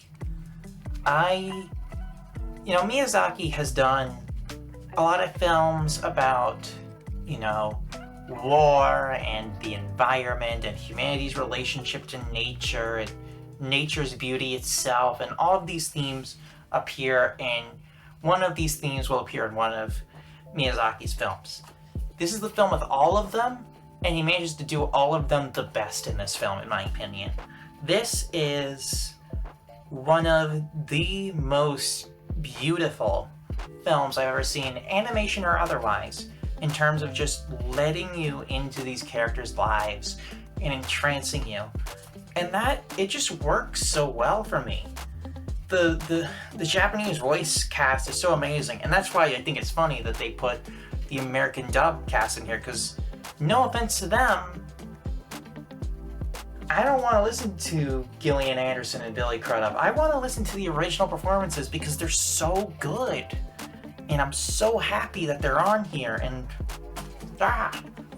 Princess Mononoke is, of course, a classic. And it is my favorite Miyazaki. And it is one of my favorite films ever, animated or otherwise. It's a cliche, but come on. It really is that good. The non-linear storytelling style, each actor's performances. Samuel Jackson gives. It was his big breakout role, and I think it still might be the best performance of his career, because oh my god, he does such a great job. What country you from? What ain't no country I ever heard of? They speak English and what? What? English, motherfucker! Do you speak it? Harvey Keitel does a great job as well. Tim Roth, Christopher Walken, Bruce Willis. There's so much about this film that's so interesting. You've already seen it so much. Hell, I'm seeing a bunch of TikTok accounts just dedicating to showing scenes from this movie 1 minute at a time. And I keep watching them, despite the fact that I own it on Blu-ray, just because this movie's that good. It's a cliche because it deserves to be a cliche. It is really that good of a film. It's a shame that Kurosawa didn't make a classic film in 1950. And some of you might say, I don't remember it like that. Get it? Rashomon,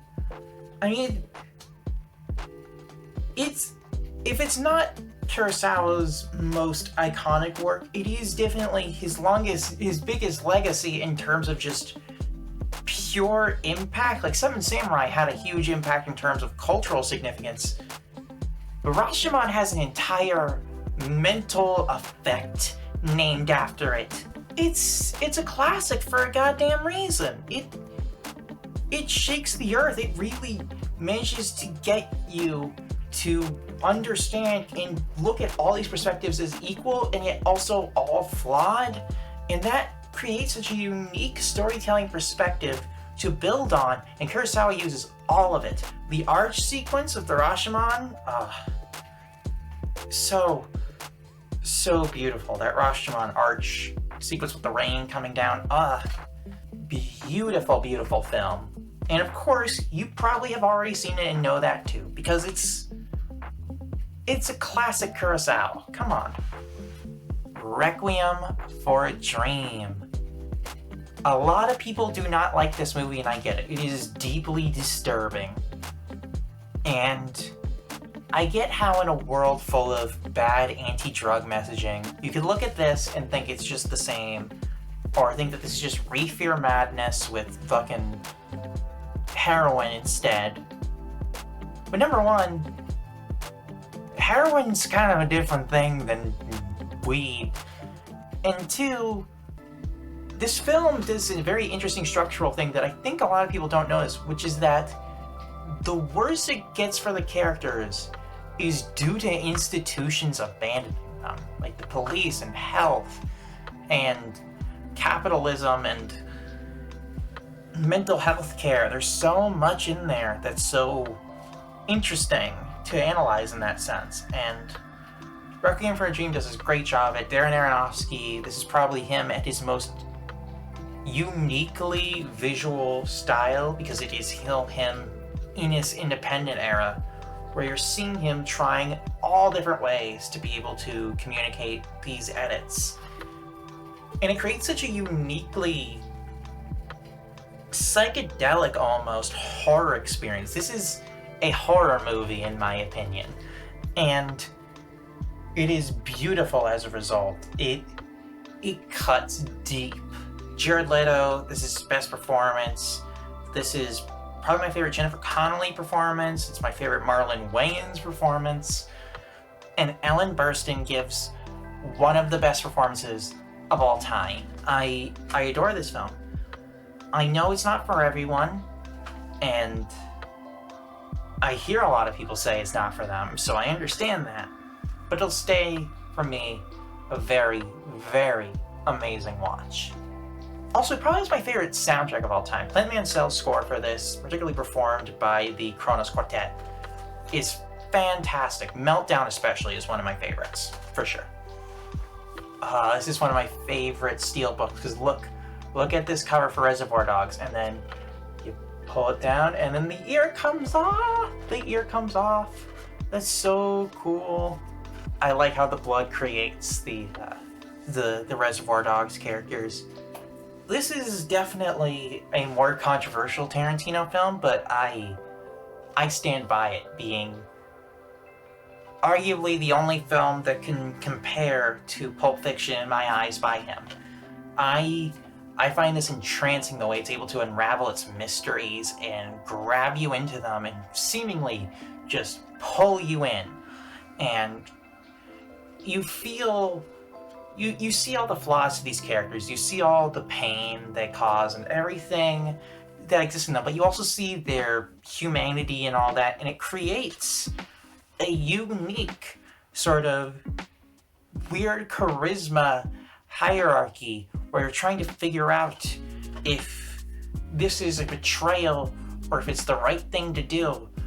And because these guys are awful human beings, but also still human beings, and that creates such a unique experience. It's disturbing, it's violent, it's funny. It's genuinely one of the...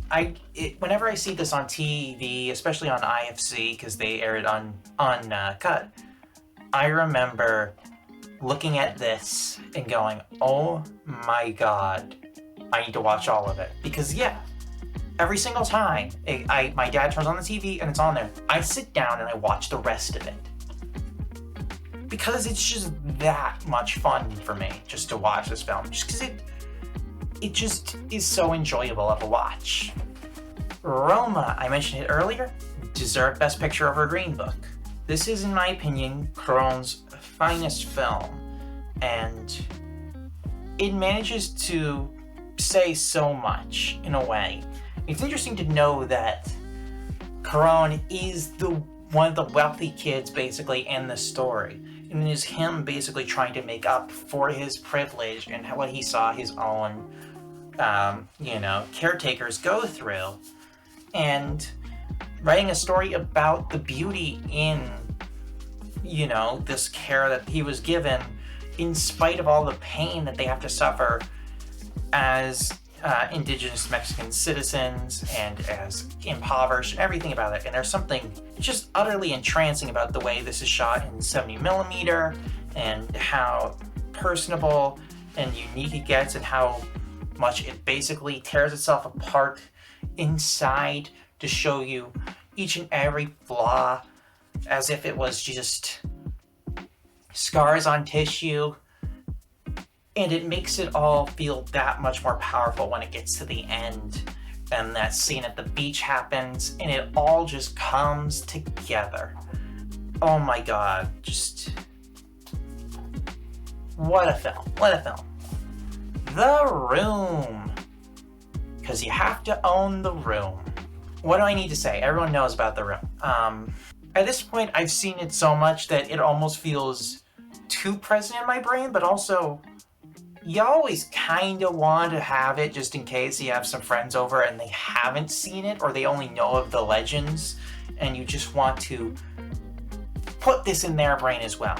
Because that's always fun. It'll always be enjoyable to watch this film. It is the classic so bad it's good movie. How can they say this about me? I don't believe it. And it's also very interesting to own it as someone who may know a certain Rick Harper. I'm just saying, free the room full of spoons. If you've seen the reports, you know, Wiseau is being a dick about this, and we shouldn't be supporting that. Wiseau, free the documentary. Come on. You're just a little chicken. Chip, chip, chip, chip, chip, chip, chip. My favorite Wes Anderson film, The Royal Tenenbaums.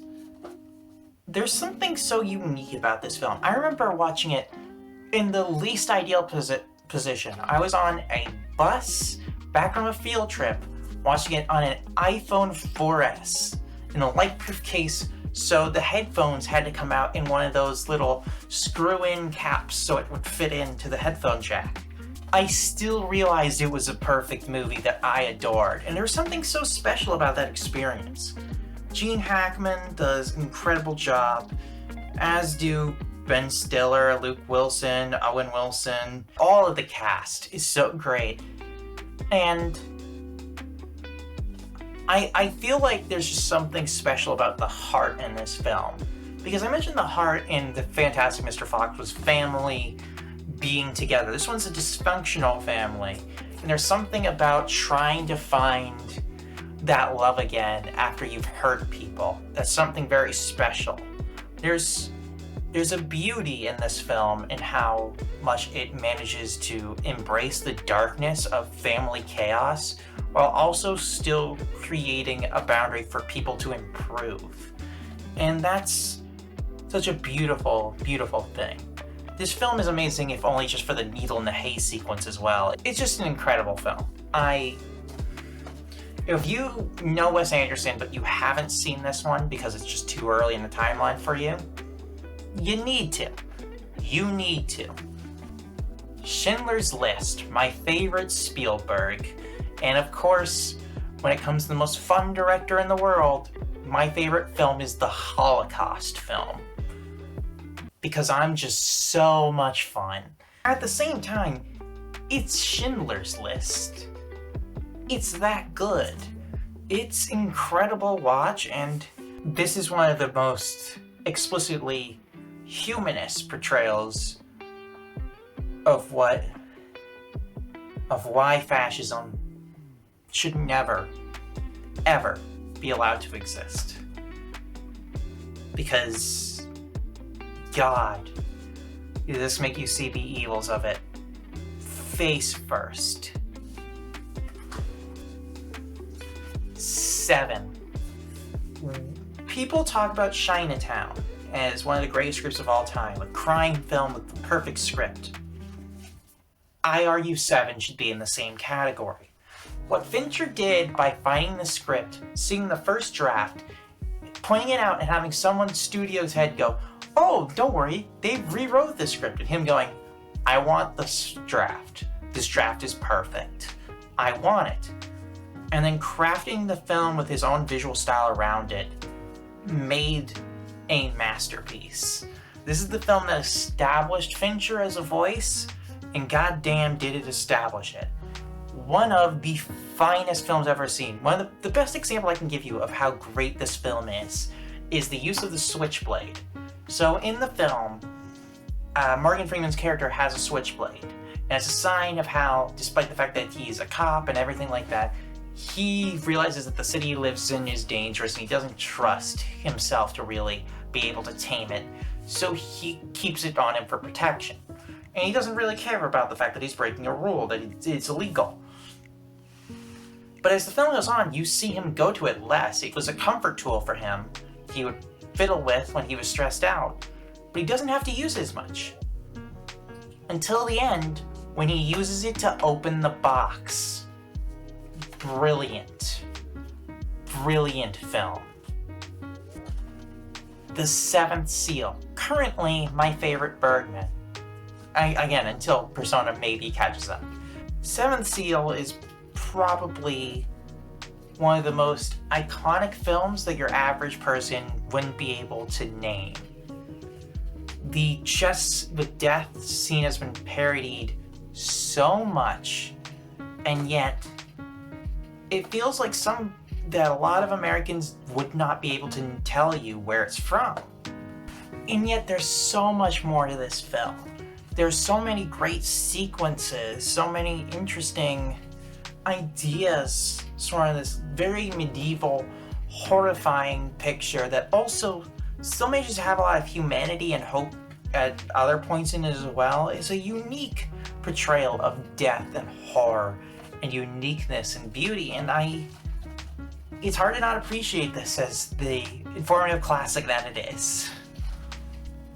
The Shawshank Redemption. According to IMDb, the greatest film ever made. I wouldn't go that far, but there's a reason it's the highest rated one. It's because it's hard to find a single person who doesn't enjoy this film. Me included, I love this film. The way Frank Darabont directs the story to make it so personable, so real, yet so huge feeling, it really does feel like a story you're hearing told to you in real time, and that's something special. Morgan Freeman and Tim Robbins play their roles well, and they play off each other perfectly. And it's one of the most unique portrayals of prison I think we've ever seen, because it does a perfect job of showing just the desperation of loneliness and desire. We don't need to know what Red did, we just know that this is a situation that he needs to escape from. That's all we know. And it's fascinating, it's interesting. And that's what Shawshank is, really. It's just a very entertaining and rapturing film. It may not be the most unique, it may not be the most mind-blowing, but it's hard to find a thing about this movie that doesn't just pull you in, and that's something special. That's goddamn right. So, is it the best movie of all time? I don't know, but it's one of them. That's all it needs. The Shining. I feel like until I saw it recently on 35mm at the Brattle in Cambridge, I did not realize just how rancid the vibes are from the moment this film hits. I know all about cannibalism. I saw it on TV. See? It's okay. You saw it on the television. Every scene, even just with the room tone, everything feels off. And there's something so fascinating about the way Kubrick approaches this film that I think makes it a masterpiece and separate from Stephen King's book. Stephen King wrote The Shining about his own issues with drugs and alcohol and how he feared that it would turn him into a monster and destroy his family. And Kubrick read that book and said, man, Danny is the son of an abusive alcoholic. That sucks and is horrifying. And instead took it from Danny's point of view. And that's what makes it so unique, is it's a very different perspective about the corrosiveness of being stuck in a family that will attack you and just being a tiny child that doesn't know what to do but knows something's wrong. And that's so unique and so utterly uncomfortable, and of course it mixes with the obvious themes of indigenous peoples, genocide, and of course Nazi symbolism that is in this film, that adds all together into this unique package that just blows me away every single time. It blows me away like that fucking bear blowjob thing, whatever.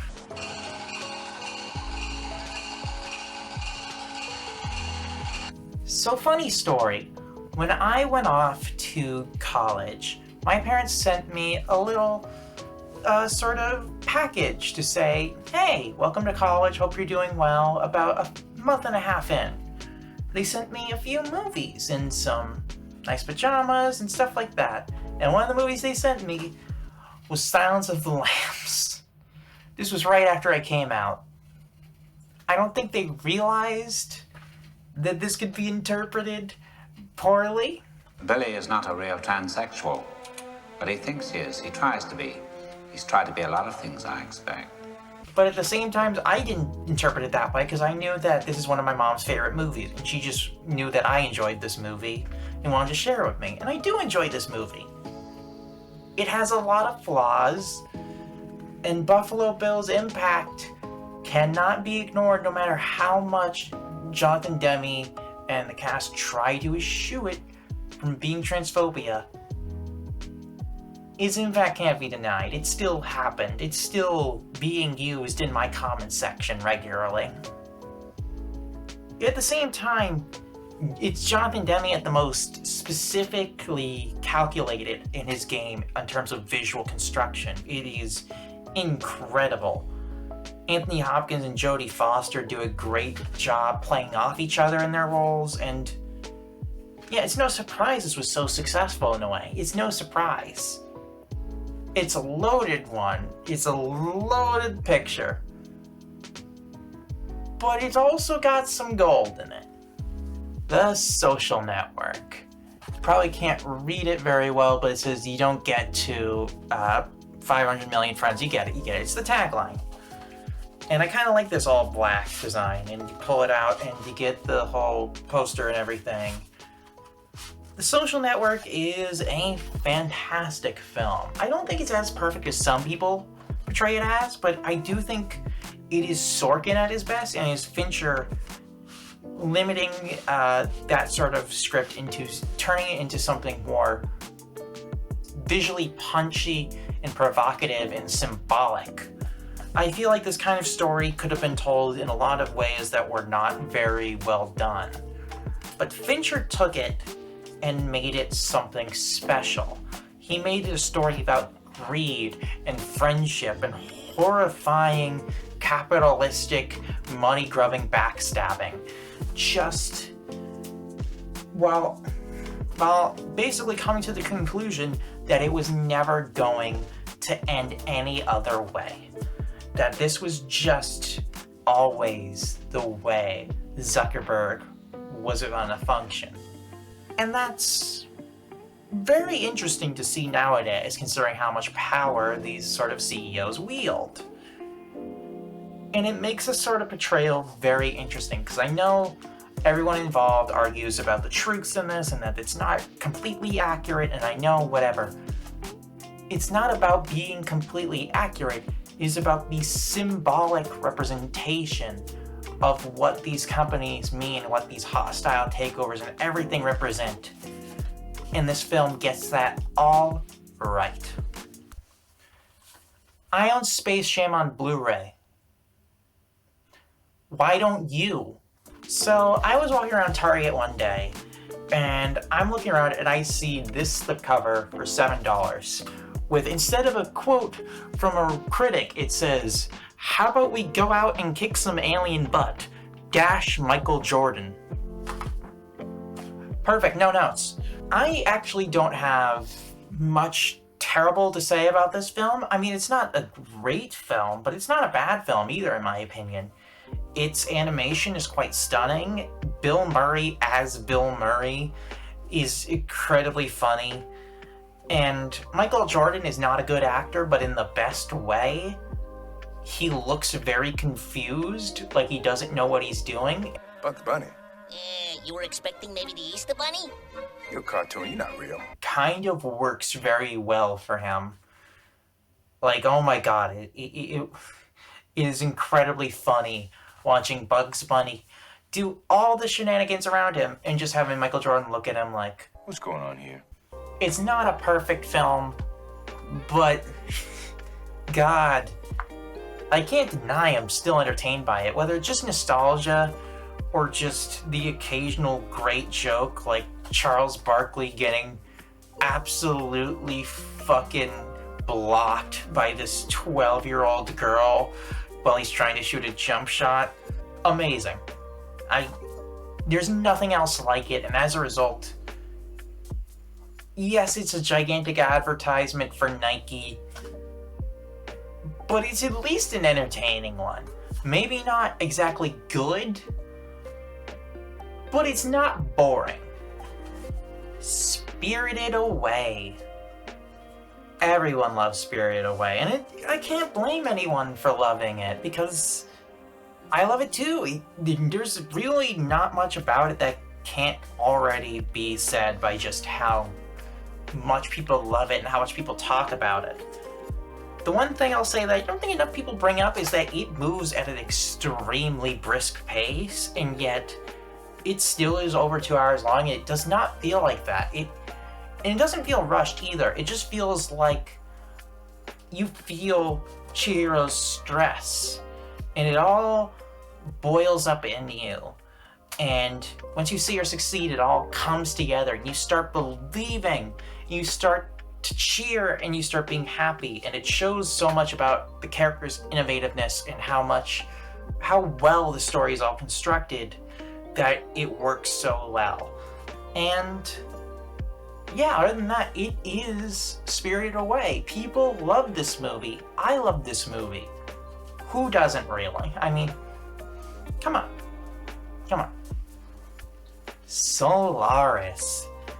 This might be the most abstract Tarkovsky film in my mind in terms of just reading it, because there's so many layers to this. Just the colors alone could be analyzed for hours. The use of blue monotone, regular monotone, desaturated and regular color. It's all very unique. And the way Tarkovsky plays with it and creates this new reality is so interesting and entrancing. When I watched it recently, I originally thought that the first half wasn't very as interesting as I thought it was going to be.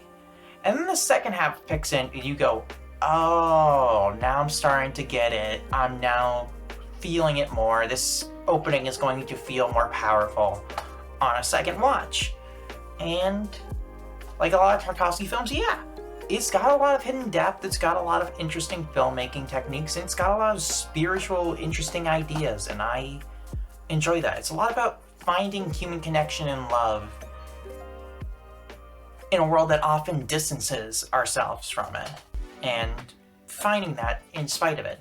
And there's something very special about that.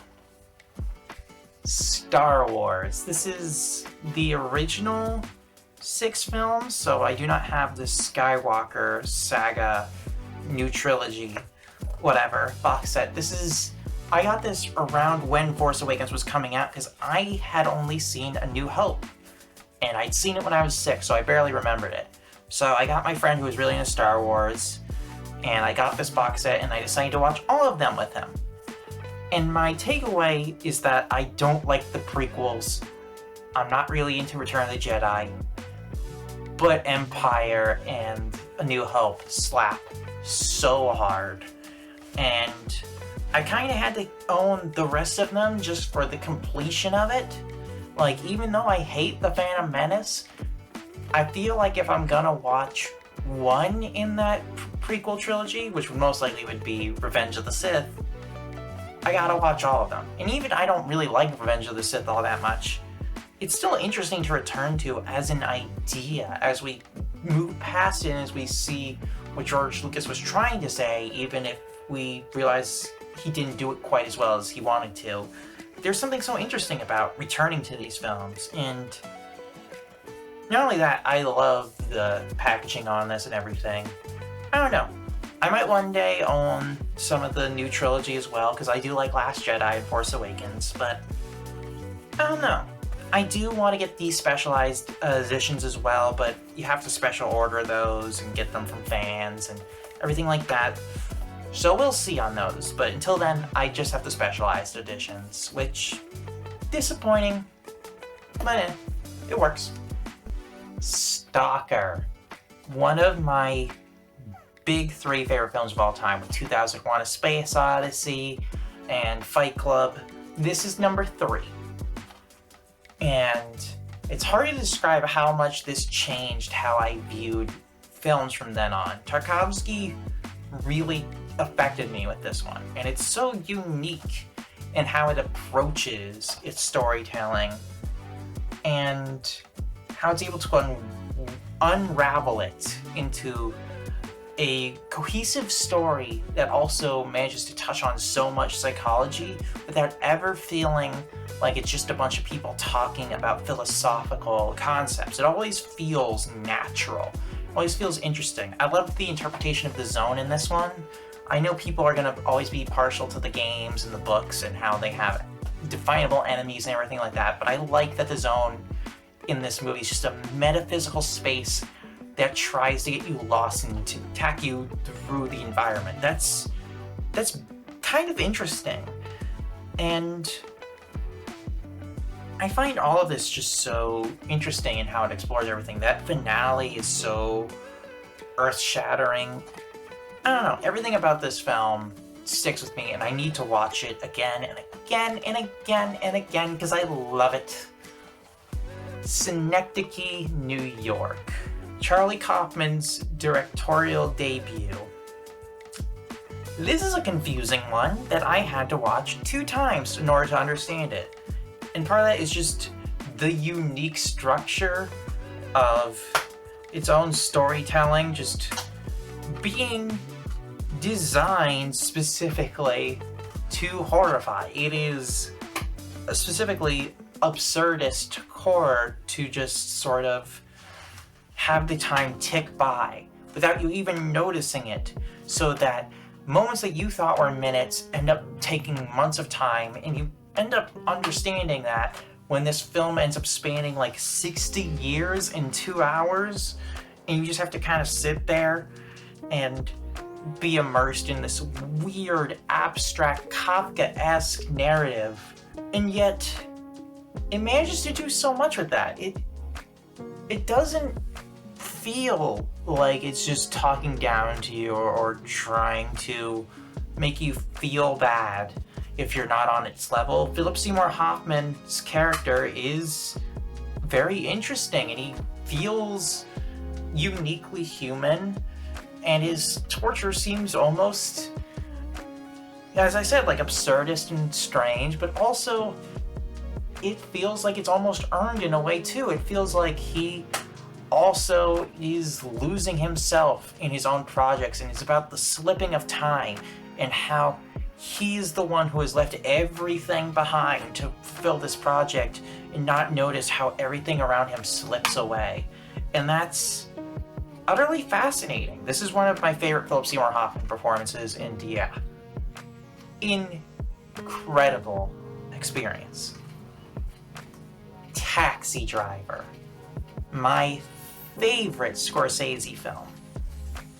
I don't know what can be said about this film that has been said before. The uniquely cynical perspective that also shifts to reflect in on itself as you slowly see Travis Bickle lose touch with reality and give into that cynicism to view himself as some kind of hero when really he could just be making it all worse.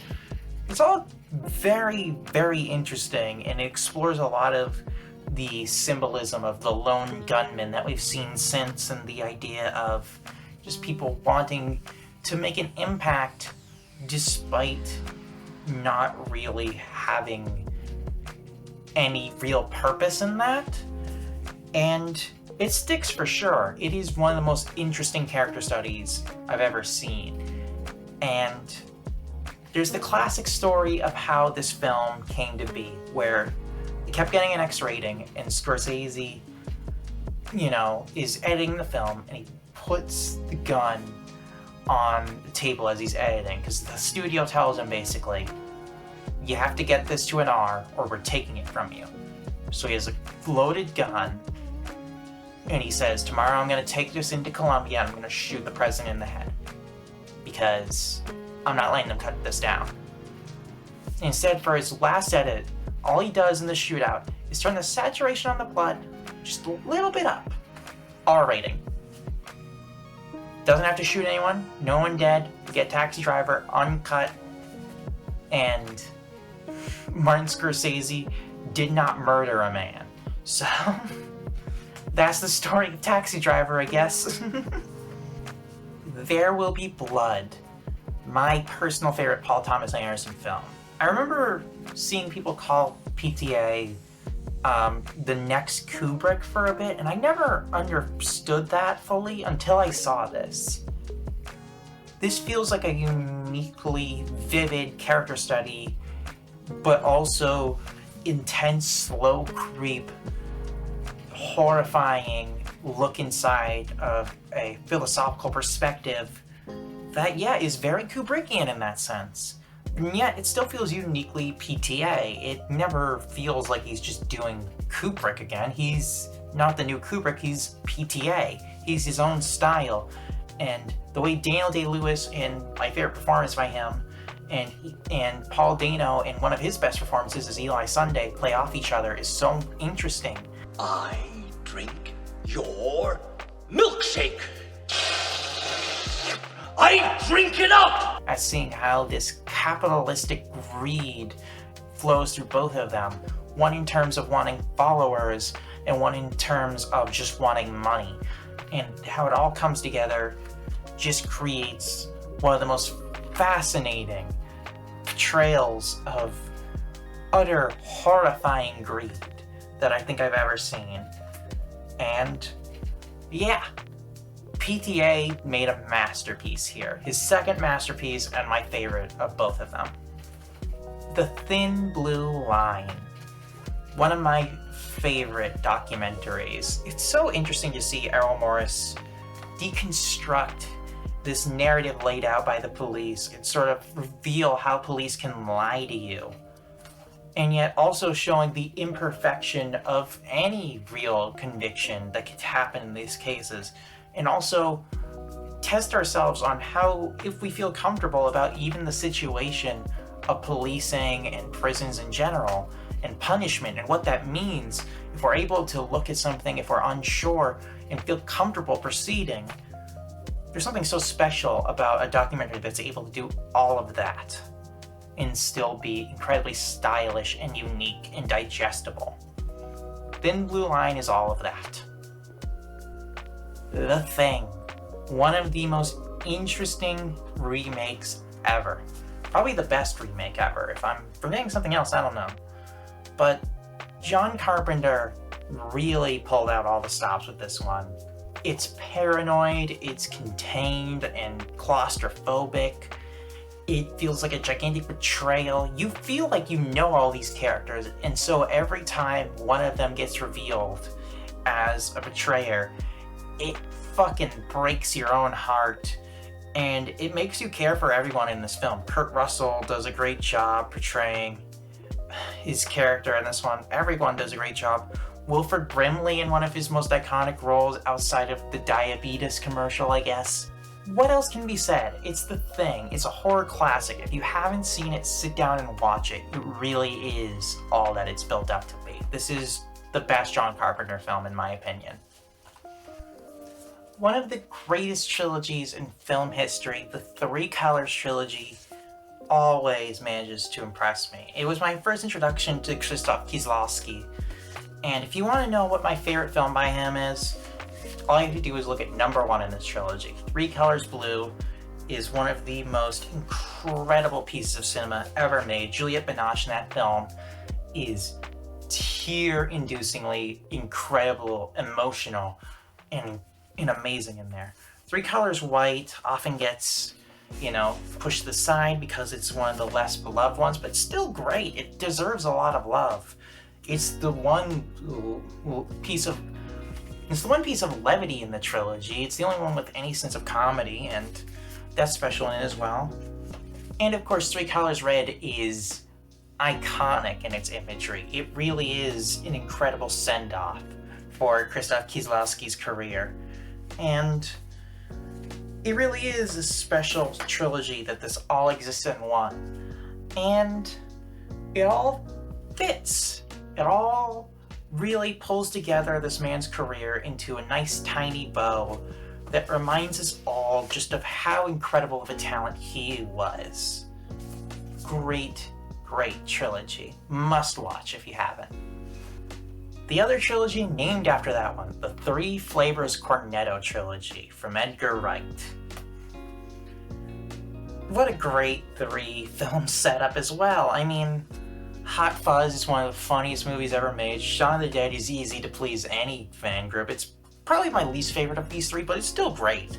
And The World's End is utterly amazing. It was one of my favorite films of the 2010s, and I still think it's underrated. I think it's Edgar Wright's best work by far. The way it mixes a bit of drama into this comedy that also feels like one of the funniest you've ever seen just fits together to create an amazing experience. I love The World's End a lot. This is probably going to be, in my opinion, Edgar Wright's biggest achievement in terms of legacy, and goddamn it if it's not a great one. Trainspotting. This is one of the best films I think I've ever seen, and I'm always shocked by it. There's so many interesting ways this could have gone wrong, and yet every single moment on this is pitch perfect. Danny Boyle is doing an incredible job. The Irvine Welsh book works perfectly. Ewan McGregor and Ewan Bremer do a great job playing off each other, as well as Kevin McKidd and Robert Carlyle and everyone involved. Johnny Lee Miller. Every single performance in this is just so unique and fun, and all the characters are so entertaining in how they play off each other. And one of my favorite details of this film is just how many moments I can name off the top of my head. The Choose Life speech, the "it's shite being Scottish," the gender essentialism of 1,000 years from now there'll be no guys and no girls, just wankers. Just an incredible experience all around. It's funny, it's terrifying, it has one of the most disturbing scenes I've ever seen in my life, and also manages to make me holler and feel hope and want to choose life, I guess. I don't know. Trouble Every Day, another Claire Denis film in my collection. Who would have guessed? This is a recent release, and I gotta say, one of the most disturbing films I've ever seen in my life. Hands down. And it takes a while to get there, but once it does, oh, they do not shy away from it. Claire Denis definitely went, you know what? We're not going to pretend we're not pushing any buttons here, and she did not hold back. She did not hold back. This is a fantastic piece. One of Vincent Gallo's best performances. Trisha Vesey and Beatrice Daly do great jobs as well. Alex Descas, who's a Denis regular, does an amazing job as well. This is just a very unique film. I feel like there's nothing else like it. You could argue there's other things that go off on this theme, but I feel like this film is so uniquely constructed in how it tells its story that it's hard for me not to just look at it and go, this is something special. This is something I'm glad exists and now has a Blu-ray release. One of Claire Denis' best.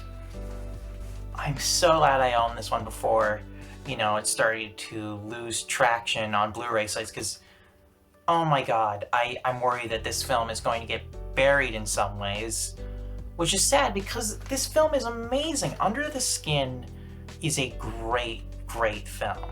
It's uniquely horrifying in a cosmic way. It's Scarlett Johansson's best moment, in my opinion. And the way it's just able to shake the earth from beneath you with just the ideas of it. Its visual presentation is so beautiful. Mika Levi's score, they just did an amazing job here. Jonathan Glazer, I'm so excited to see his next film this year, because how do you make a film like this and just step away for 9 years? How do you make a statement like this, something so incredible, and just disappear? I don't get it. I don't get it. The Vanishing, one of the most interesting films I've ever seen. I like the fact that this cover, you can sort of see in reflections the face, but also if you look at it dead on, it starts to disappear. I love that sort of design. This is, of course, the original by George Suiza, and I feel like this film doesn't get talked about enough. It really is a film that shakes you to your core. It really is able to pull everything out of you to make you feel like you're barely breathing, and to just keep expecting it to come, and it waits and waits as the tension builds in your gut. It's a very intense watch, if not in terms of just visuals, it is just in terms of concept. You are constantly on edge as a result, and I find that incredible. This film needs to be talked about more, for sure. Just a great time. Don't watch the remake. Videodrome, my personal favorite David Cronenberg. Or, well, it is currently. I need to see more. But, yeah. First of all, I love this design of the color bars and everything like that, but then you pull out the tape, and it's Betamax, and it says, "Long live the new flesh." I was holding it the wrong way, and then the other side is VHS. The way this film plays around with the idea of violence and sexuality as both an outlet but also a way of control is very interesting, because it manages to make violence as an output both freeing, like the idea of violence on TV being an outlet as a sort of freeing way, but also that if fall into the wrong hands, it could detach you from yourself and make you feel like you could see it as something other than what you were doing. And there's something very interesting in how it's able to maneuver all of that. James Woods' performance in this is great. It almost makes you wish that he just would stop so that we could just respect him. But yeah, an incredible film by David Cronenberg, one of his best, for sure. Long live the new flesh, death to Videodrome. I know that was the wrong order, I'm sorry. Woman in the Dunes, one of my favorite films that just doesn't get talked about enough. Hiroshi Teshigara is a master of the form, and he doesn't get discussed enough as a just Japanese stalwart of just pure innovation. This film is almost feels like proto-horror in a way, even though there was horror before this, of course, but it's just so unique in how it manages to take a horror concept and make it feel grounded until the horror slowly creeps into you. It's not exactly direct horror, it's more an abstraction. Some people call that a thriller, but I think this is different than a thriller, for sure. It's hard to describe it without watching it. It's such a unique visual and emotional experience to watch. Just an intense experience. Visually, it overwhelms and can be extremely beautiful, but also terrifying at points. Just a great film. And not enough people talk about or watch this film. I highly recommend more of you check it out. Whiplash. This film has been talked about a lot, obviously. It's very big. It's also getting a Film Bro reevaluation. I'm gonna say that the Film Bros are right on this one again. J.K. Simmons' performance is great in this. Miles Teller gives the best performance of his career. The way this all builds together, I don't think Damon Chazelle has ever been able to top this in terms of its structure, its beautiful ending, which leaves it so ambiguous that people have been debating about how to interpret it for years. And I just find the way that this is structured so interesting and fun. I guess fun isn't the right way to put it. It's very thrilling, and it just brings you into this sort of mindset that really makes it blow you away. And yeah, it really is that kind of special film. It manages to make rhythmic drumming feel as tense as rhythmic drumming can make you feel as just a soundtrack, but now it's brought into the forefront. I think that's very interesting the way it plays with that, for sure. Y Tu Mama Tambien, the best film made out of a Yo Mama joke. This is the final Cuarón in this collection. In a way, it's sort of a film that perfectly pairs with Roma, as well as it is also based on a lot of Cuarón's childhood. Gael Garcia Bernal and Diego Luna do an incredible job in this film. The way it structures this sex tourism, but contrasts it with the world events that are happening in Mexico at the time and how they unravel is very unique and interesting, and I can't help but find this absolutely enthralling and unique. And there's something so heart-wrenching about several scenes in this film. Some are very funny, some are very personal, but it always feels like there's this fleetingness to everything. And it makes you want to savor more of it until finally a moment comes and it just is all over. It manages to get you to feel like you're slowly gaining into this relationship just at its end. And you just don't, like the other characters, you just don't want to imagine that can happen. So you just pretend it won't. It's very fascinating. I absolutely one of Caron's best. And the final Blu-ray is Zodiac. Of course, there's no other Z's besides Zodiac, but first of all, I love this design of it looking like one of the Zodiac letters. One of the most fascinating films in the serial killer genre, I believe, because while people can often try to match Fincher's match of, 7 and things like that, the thing when Fincher returns to the genre is that he wanted to make something unique. And Zodiac is very unique in how it captures the obsession, the brutal nature of control, of the idea of the power of information and how that can destroy and be corruptive and corrosive on the self. And it's just very interesting. You can tell this was a loving passion project. The way that Fincher talks about it, of course, him growing up in the area of San Francisco around that same time, and the way he found this script and he loved it so much that he made sure that the actors delivered the lines at like double the speed they normally would, just so he could fit it all in. Incredible. Incredible film. What a great one to end off with. What a great one to end off with. Except we're not ending. We have one left. Not a Blu-ray, but a DVD. This is a great story. So, two of my best friends are Alice and Alex. They are both Montreal natives, and I went up to Montreal to visit them back in 2017, and I had just come out. It was a whole thing, and we were just very excited to see each other. I had met them both while I was in the closet, and they were two of the few people who knew who I really was, and I finally got to meet them in person. And they'd been telling me for years about this film, Leolo, and how important it was to French-Canadian cinema, and what it meant in a weird way, and how more people should be watching it, and how they loved it. And we walk into a DVD store, and it's there.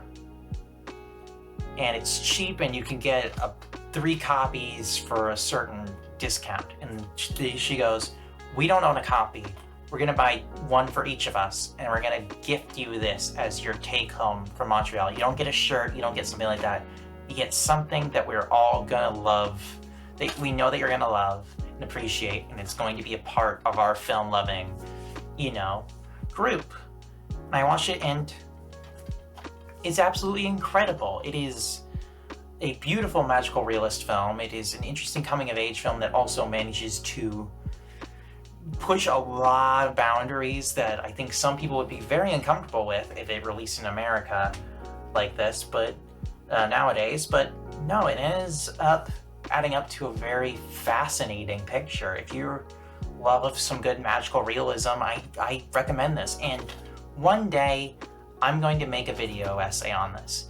It won't be soon because I want to pull out all the stops for this. I want this to be one of the greatest videos I'll ever make in my career. And so I'm going to put my all into it.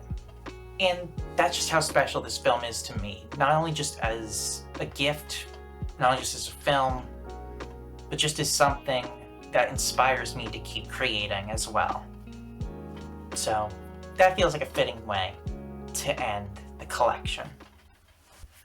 I again want to thank you all for all sticking around with me. I've had troubles. I've struggled in a lot of this. I've lived through a lot in these times, as a lot of us have. I don't think any of us predicted that pandemic to come through and just absolutely destroy all of us mentally and physically. And yet I'm still here, and people still want to hear from me. People are still interested in what I have to say, and people actually are excited for me to make films and do whatever I want. That's empowering in a lot of ways, and I'm just so happy that I could have that impact. Thank you all so much for letting me get to 10,000 subscribers. Thank you so much for sticking around with me. The giveaways are in the description. Please stick around and keep supporting me, and I'll keep trying to give you the same stuff I've always given you. Something that comes from the heart. I made this channel not just because I wanted to talk, but because I like sharing the things that I love with other people. And I like creating art that expresses real emotions I have, and video essays are a great way for me to do that right now, and I'm gonna try and get even more expressive and unique and my own in this time. Thank you for everything. Here's to many more 10,000s to join in, and maybe a future career in this world of YouTube. Thank you.